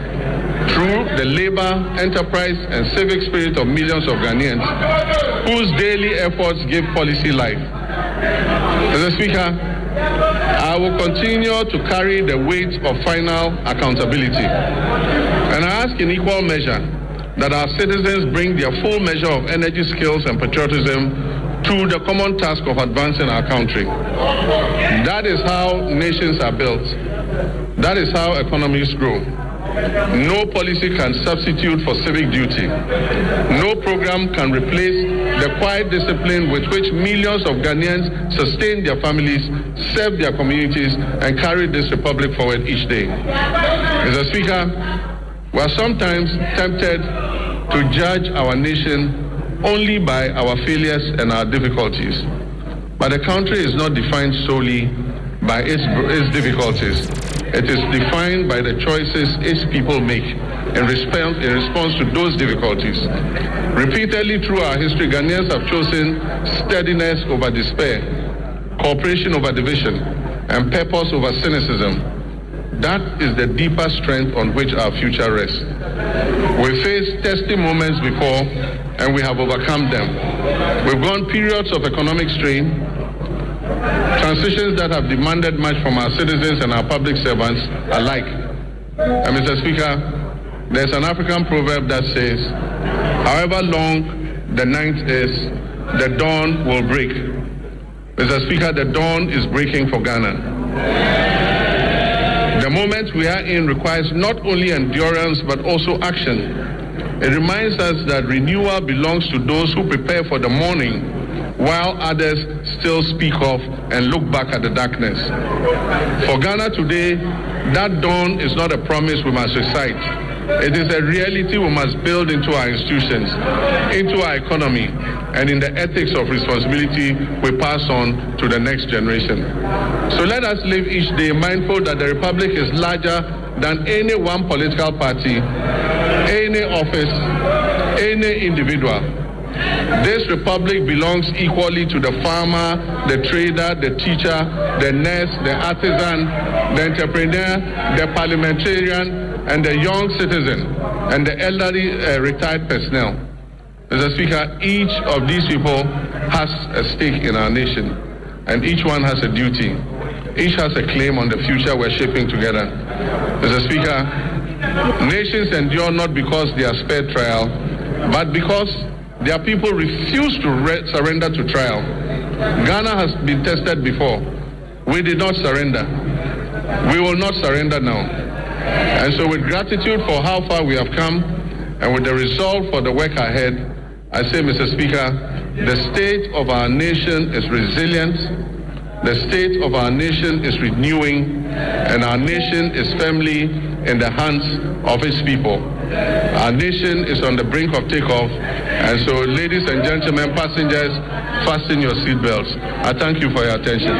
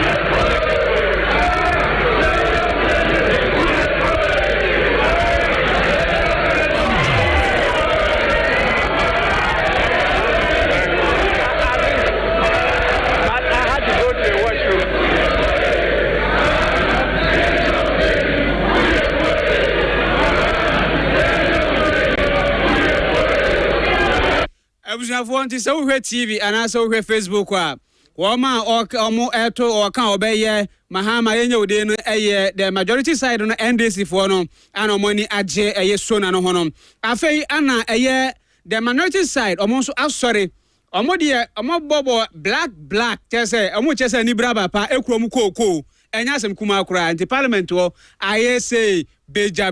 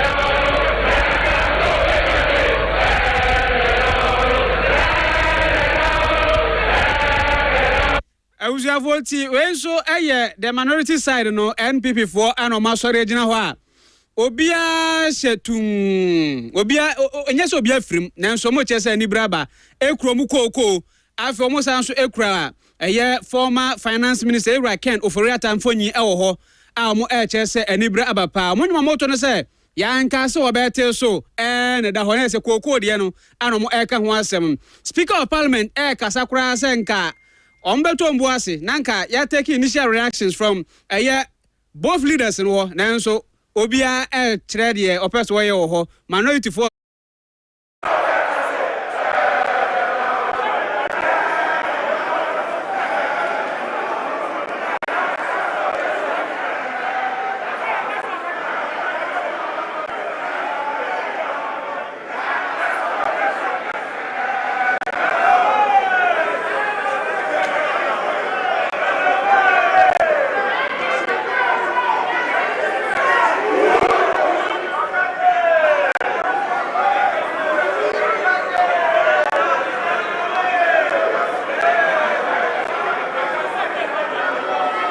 Honorable members, please. Honorable members, you know we are in this together, and you understand as accomplished parliamentarians that when the speaker is on his feet, every other person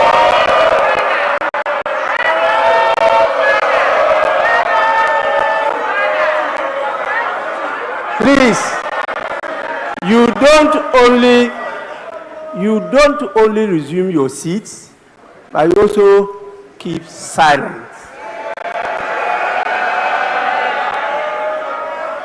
Honorable members, before I convey the gratitude of the House to His Excellency the President for the message, permit me to acknowledge some more senior patriots who are with us here today.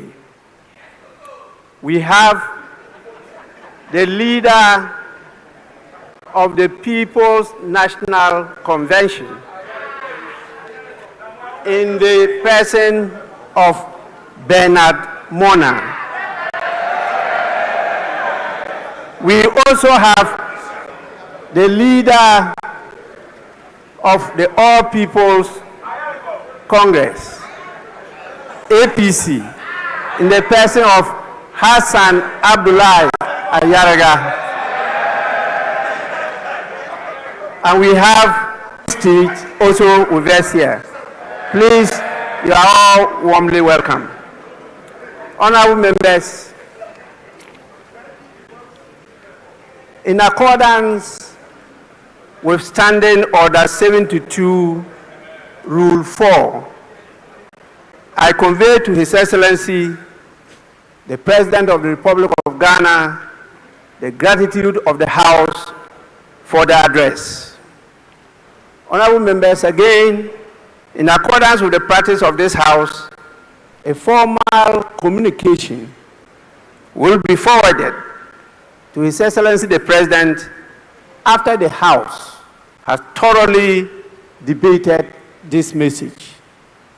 So His Excellency will hear from us. I know you are ready.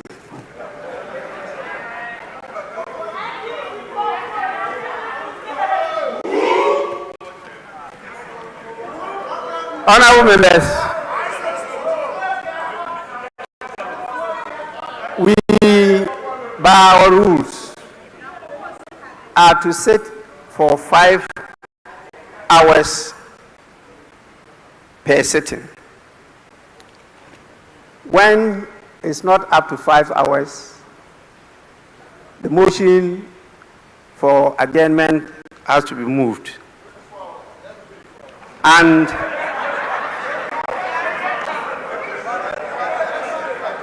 here we are. We have spent a lot of time, but not yet 5 hours. And so I'll have to call on the leaders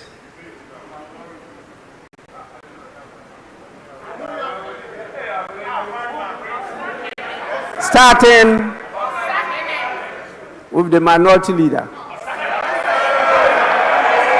And honorable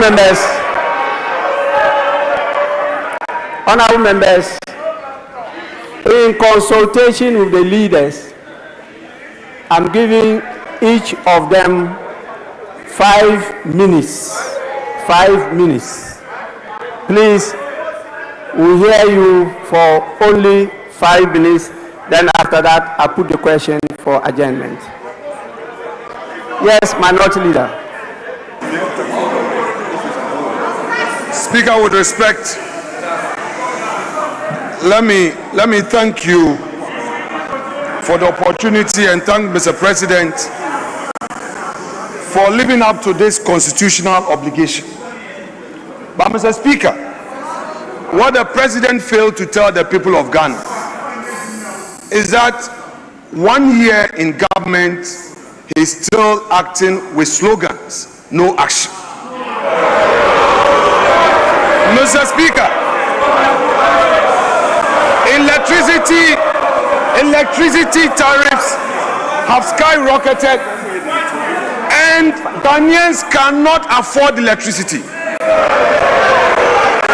We have thousands of Ghanaian youths who are, Mr. Speaker, can they be quiet and listen? Because if they misconduct themselves, we'll do the same thing to their leader. Keep quiet. Don't take away my time. If you don't keep quiet and listen to me, your leader cannot speak. If you don't know, I'm telling you. Mr. Speaker, thousands of Ghanaian youths were dismissed through a letter by the Chief of Staff. It's part of the state of the nation. Mr. Speaker, as we speak, there is a scandal looming. Security services recruitment, TribeNet, we know who brought that company to the ministry. Kama has a way. And we, the minority, will pursue the person and make sure there's full disclosure. Mr. Speaker, the cocoa farmers, they have reduced producer price and Erikopoku cannot be found. They don't care about cocoa farmers and they are here telling us inflation, macroeconomics rebedi. Macroeconomics rebedi. Mr. Speaker, Galamsey continues. Ghanaians continue to suffer under this Galamsey hardship. And we expect concrete action to be taken on Galamsey. Mr. Speaker, to conclude, our elders say, give credit where credit is due. Mr. President is telling us today that some gains have been made. Those gains through this gold for reserve. Mr. Speaker, the gold for reserve policy, what they have failed to tell Ghanaians is that the Bawumia that they attack, Mr. Speaker, the Bawumia that they attack, the Bawumia that you attacked is the brainchild of this policy. Mr. Speaker, I would want to urge the government, give to Bawumia what belongs to Bawumia.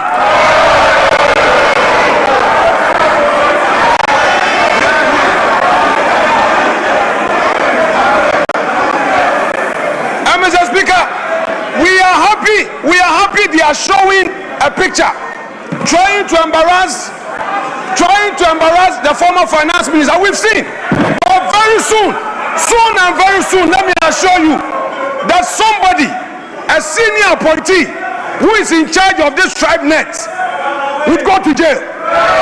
So the one behind TribeNet, the one who introduced TribeNet to the ministry, who is chopping money, Mr. Speaker, we are happy you are showing.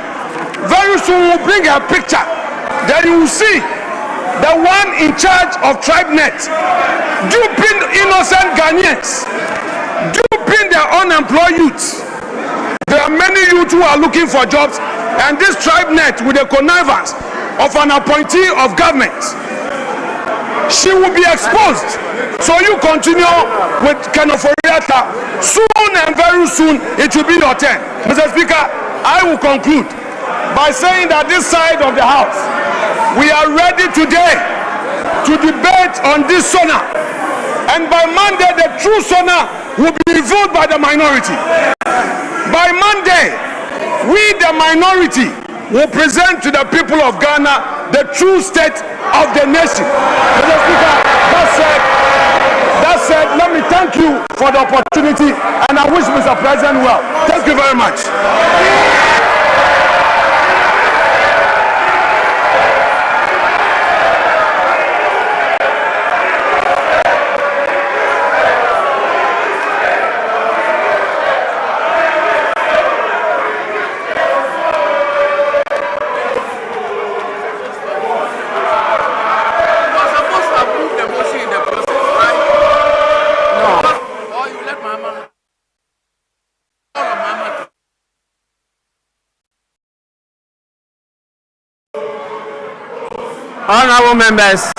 Honorable members, please. Honorable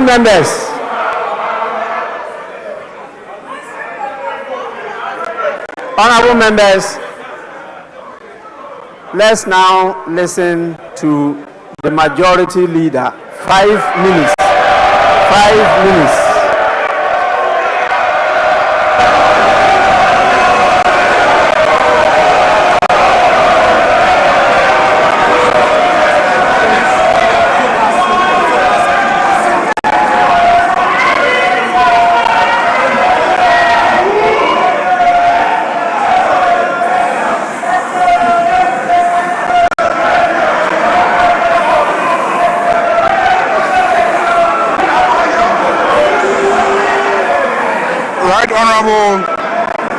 Right Honorable Speaker,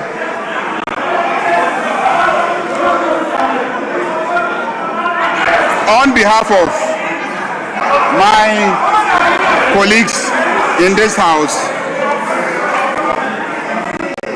we want to thank His Excellency, President John Dramani Mahama, for his excellent leadership.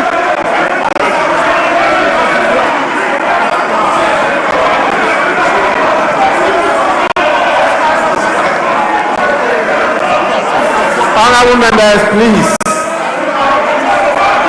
Honorable members.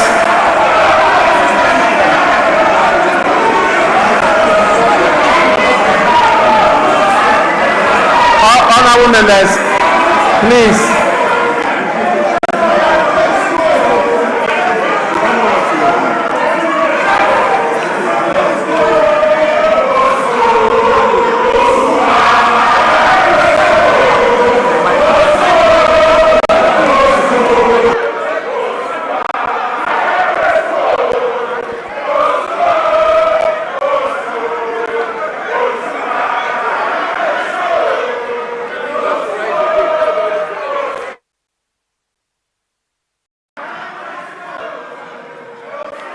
Honorable members, please. We are not at a rally ground. Please.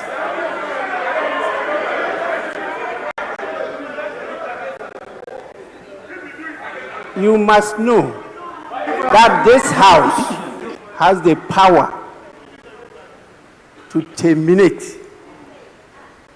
Yes. By law, the membership of a member of parliament.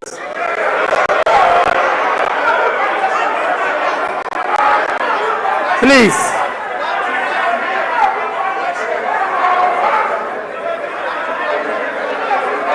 This is just a reminder to all of you. This is a reminder to all of you. Majority Leader, you may continue.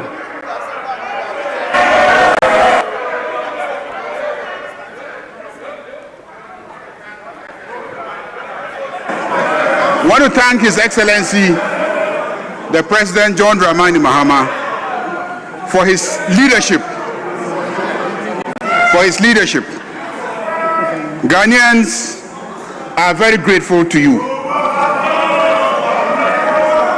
Mr. Speaker, it is obvious that the Ghana you inherited and the Ghana you speak of today is like day and night.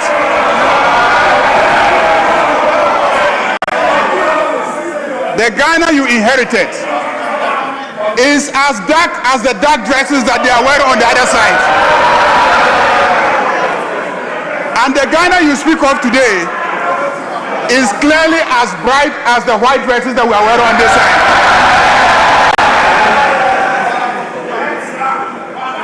Mr. Speaker, clearly everything that you have said here is true. Mr. Speaker, Honorable Afenyo Makin will attest to that. He will attest to the fact that the big push is pushing through Winneba steadily.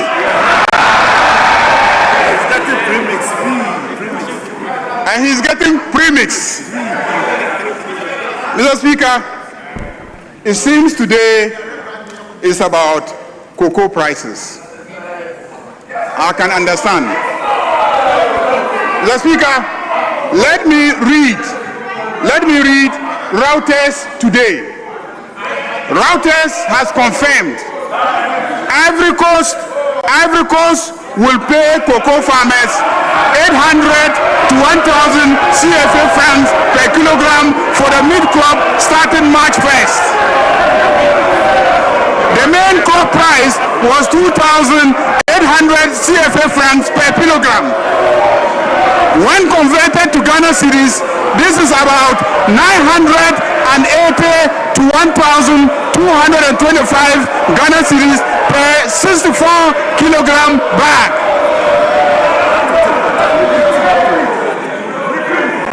Mr. Speaker, Ivory Coast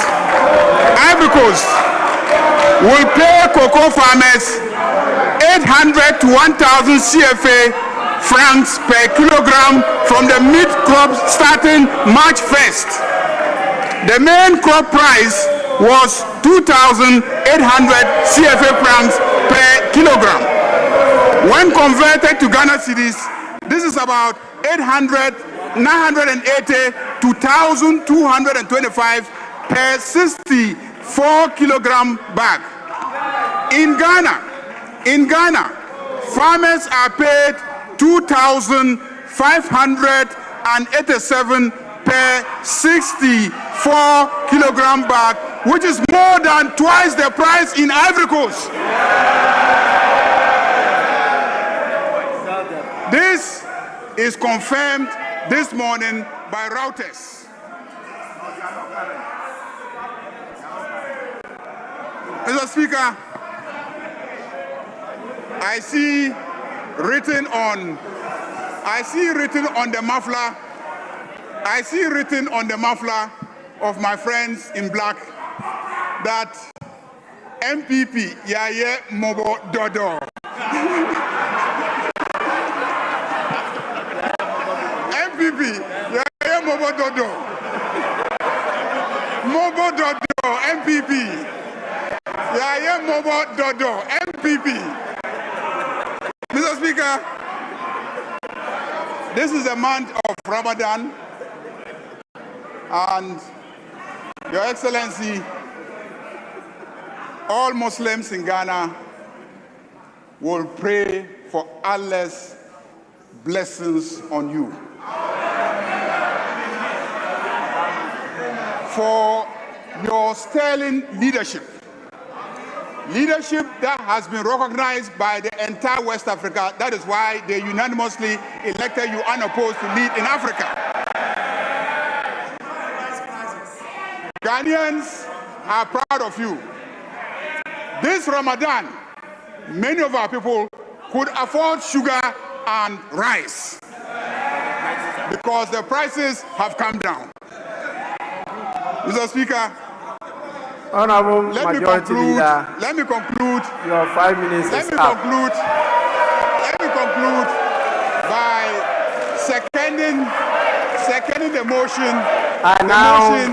The motion moved Honorable, my friends, the Honorable majority Majority Leader, you will now move the motion for adjournment.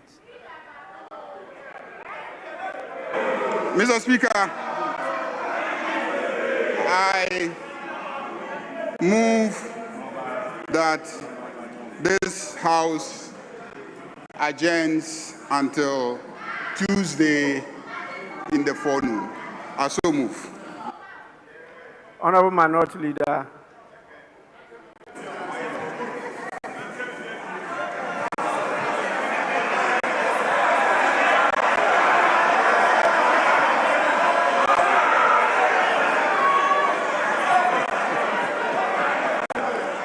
Mr. Speaker,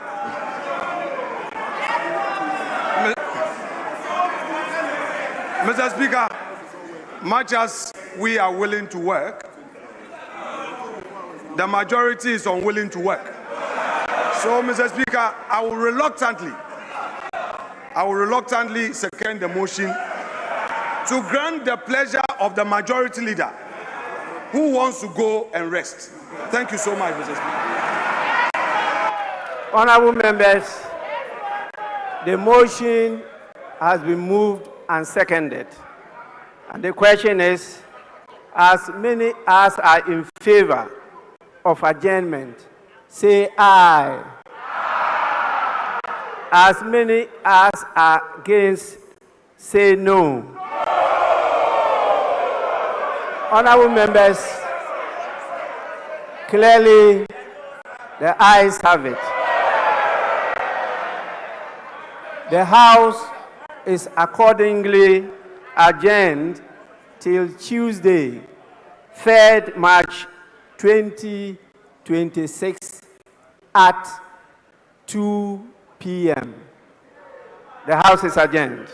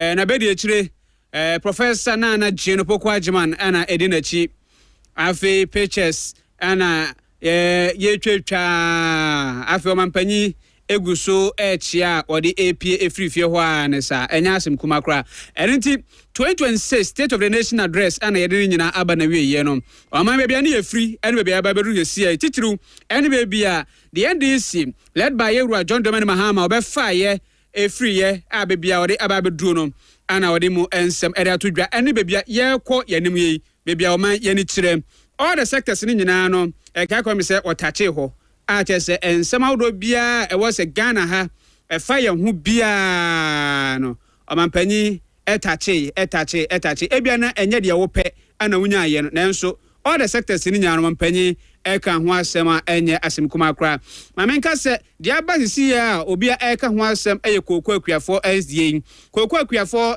wɔka ho asɛm wɔse ya pa sɛ ɔmotu saa anamɔ no nanso yɛse bibi sɛ na ne yie mu ntia papa ngopa ngoma so ɛnyɛ ne mo dantia na emom ne yie mu ntia wɔse ko mansa dwama so yɛte kokɔ no so ana afɛ ba kokɔ bɔɔda ɔmo na hwɛ kokɔ ne tɔ ɛne ho nsɛnsɛm a ɛka ɛda hɔ no so ɔmo yɛ so mo maintain sika na yɛde ma ɔmo dada na ɛne nka ɛto bɛbɔ sɛ tu ɛne nti ana ɔmo yɛ madwen sɛ ɔmo esi agyinaye a yɛde ɛte boɔ no so no wɔso nim sɛ ya pa nanso ho hia sɛ yɛde nneɛma hyehyɛ yie na yɛsa nso ɛkentene yɛ ho nneɛma yɛ mu so na ogidi awɔ rehyɛmu sɛ kokoo ne boɔ no ɛsa akɔ soro a deɛ ɔmbɛyɛ ma akuafoɔ no ɛne hyehyɛ no bɛgu akwama ma akuafoɔ no akuafoɔ ani bɛgye ho pa a ɛnyɛ asɛm kuma nti ɔka ho asɛm afei wɔsan nso ɛka yɛ security ho asɛm a wɔka yɛ na wɔde yɛ maame papa no mamdo mani ekyire mu ɛwɔ Burkina Faso a ɔmokɔ akɔfa ntos aba ha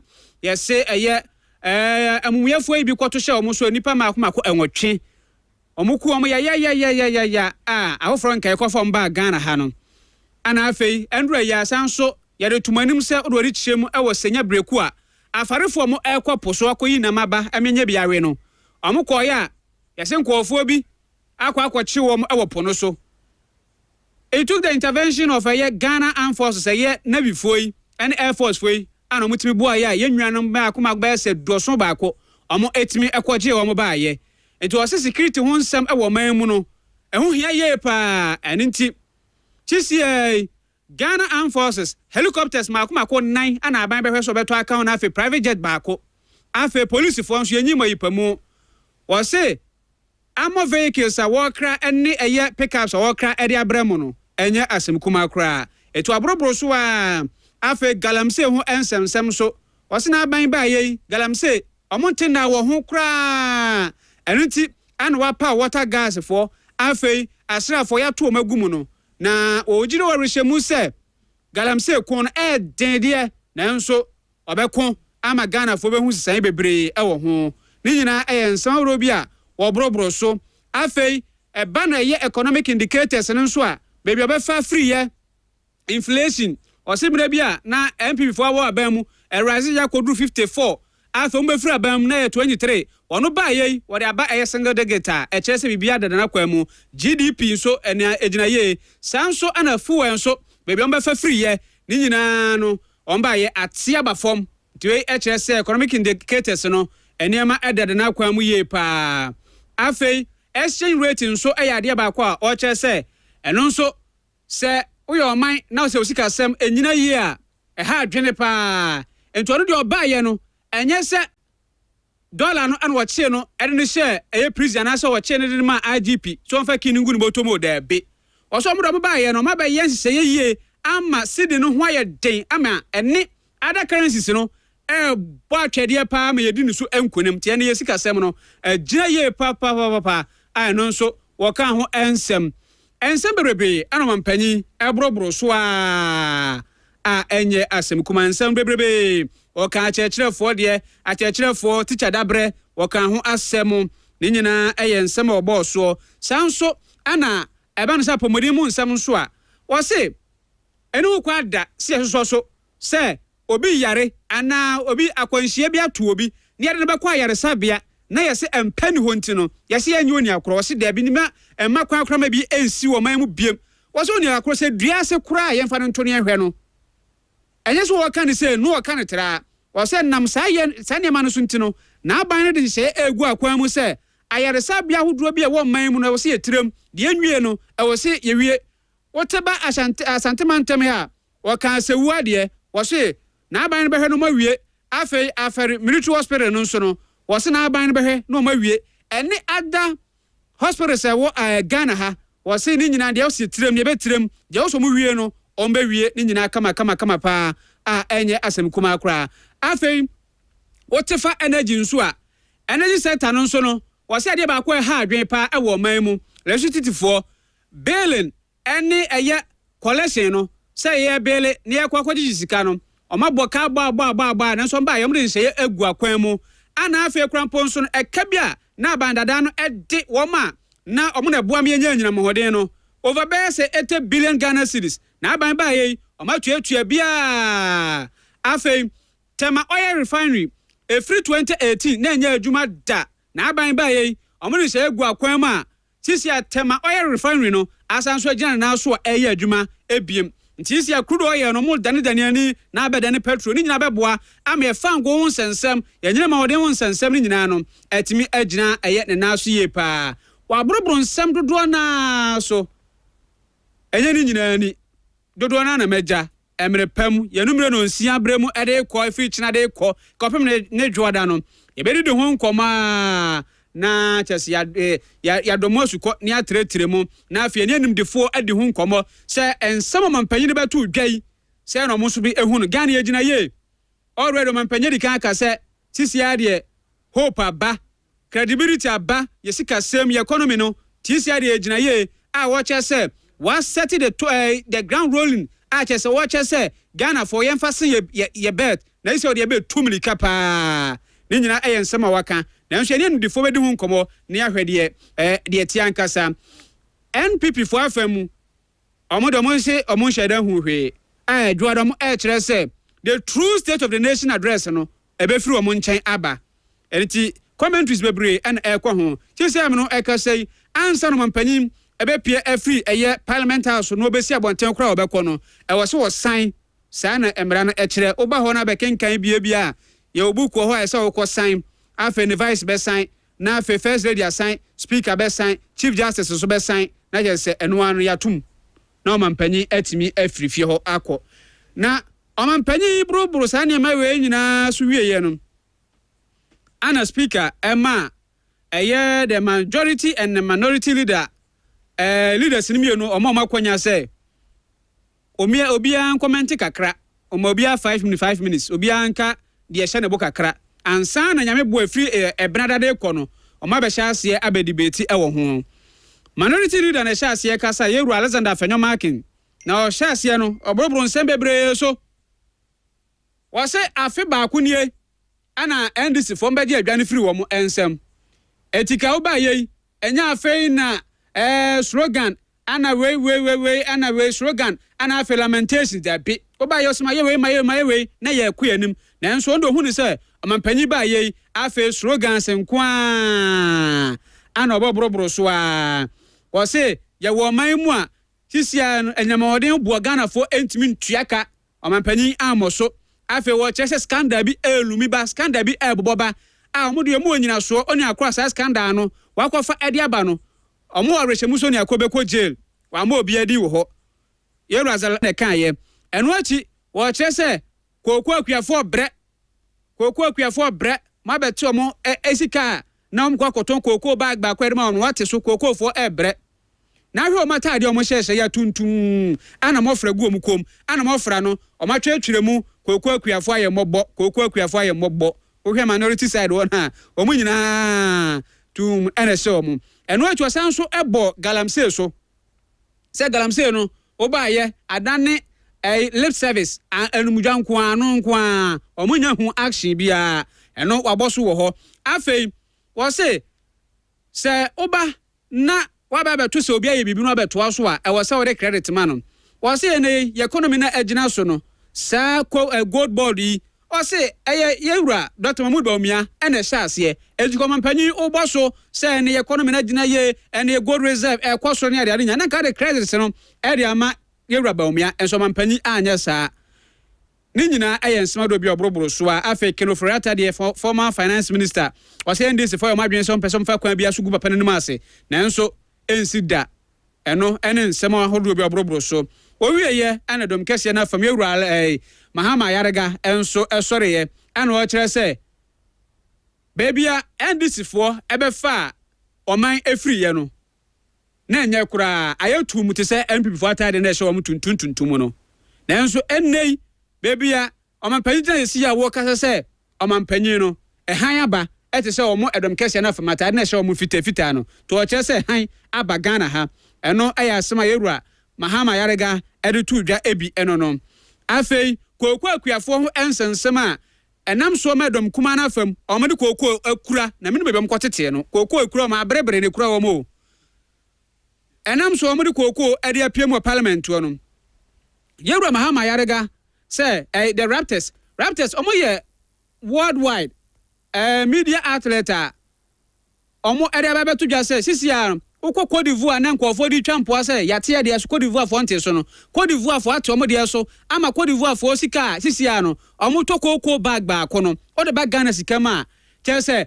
en number 1000 to 2005 kura na say Ghana de na ye kura Ghana de na times 2 omo de no 2005 kura enti we ya sama Yewura Mahama Yarega eritu dwa wo che say e mu say yete so no enye de omo pɛ no nso amansa adwa so ne ate so ne ne krampo no o de toto yanwan bi a nkofo de etade etwa yempo ase omo koko no ebo no so sen ye ne ti se Cote d'Ivoire ye ni mo so m koko na bibia no mo de ne ta akosoro ewo soro enso mo de koma te so krampo amazisia Ghana ye de no omo de ba ko no anase mienu ana betima to ye de bag ba ko eno eya asema Yewura Mahama Yarega eka ye ne nsem bebrebe ana sisi omo ade ajane eye parliament ayambo da ebenada oma behia mu na oma hye debate no enso ase ewo ho ntie state of the nation address ana ekotie ye no from kran to kran edeni nyina aba na wie ya ne sa na ye soro so na ye ne yakọ munya muni edi adanse se ene sports no ma nwie na ye betu wo mo na ade ba ko na hia pa eka mu Champions League draw no mo ye sports no mo anya nwie nti mo ante ye tie fo mo ante amemfa ntwa mo sisi ne anya ne yensore UEFA Champions League round 16 no PSG Paris Saint-Germain ebetena fie na woni Chelsea abo ewo France mamu eti PSG ene Chelsea ene Asia PSG bebo home first na fe Newcastle so ewo St James Park ewo England omon so ene Barcelona Newcastle bebo home first afe Galatasaray enso ewo Turkey ombeto omonsa area Liverpool na Galatasaray abo home eniti sana no so etie afe Atletico Madrid ewo Spain ebeto nsade afre Tottenham ti Atletico ebebo home first Real Madrid enso ebetena Stadio Santiago Bernabeu na omo ene Manchester City enso ede apimani Real Madrid ebebo home first afe Bodø Glimt enso ene Sporting CP eti Bodø Glimt ewo Norway ometo monsa afre Sporting CP from Portugal Bodø Glimt for the underdogs from Ohadwin pomobo home first na afe Atalanta enso ene Bayern Munich enti Atalanta betena fie ewo Italy ho no mato monsa de afre Bayern Munich Atalanta bewo home first afe Leverkusen enso betena fie ewo Germany no atonsa ade afre Arsenal enti Leverkusen bewo home first no atonsa ade afre Arsenal ombobono nyame boa 10th and 11th match any first encounter no 10th and 11th and ombobono match ya ibosumi ya babe wuram ya 10th and 11th any first encounter no na for second encounter no enso 17th and 18th match kuro ya ti sabepe enetie ye sore ne yakọ sana akwaye na WS Betting Ghana se bra na eno medi juma ope betting companies na ba kwa mansan agye atum a utwa bet na udi ya na usika dia ma omosan so ema elika shouter WS Betting Ghana ana no ekwa akodi juma bonus no so ewo soro pa ana afi dairy free spin no so no 300 Ghana cedis apples ana ekwa enya na say eno mo etimi edema dairy free bet so mtima 200 Ghana cedis from 0599282228 na wajo so na bibia akoso ye Asabet Travel and Tours sebra ne mfa nko amanone kro bia opeso akoso bia no ene visa ho ensensem bia air ticketing any reservation who sensem bia no Asabet Travel and Tour and American for Edachiro from 0246603711 0246603711 711 na Asabet for enso ajo so ahoto kenke sebra na na ebeto mu kenke ni bi na bibia enso enkoso yi emfama ho kenke na ede a enya asem kuma kra ti omoni nyumako bebre eno mota ya chi a yede eye dwumadi ebesom eniti yekọ no mienu ebo a mobete live worship for no enkana ansana no yentwa ye hone anya abo afọ nkrato mre dia meso ne abo ageda Costa Dominic Emmanuel Safuma afọ bomichidom sanso ana Christopher ewa ha Frank Akwa ya chire omunyina ewofia ha ana edi emunyina etayechi ene ede dwumadi ebesom wo ntino aha aye Enjo 96.1 yakra munyina you need a trophy friend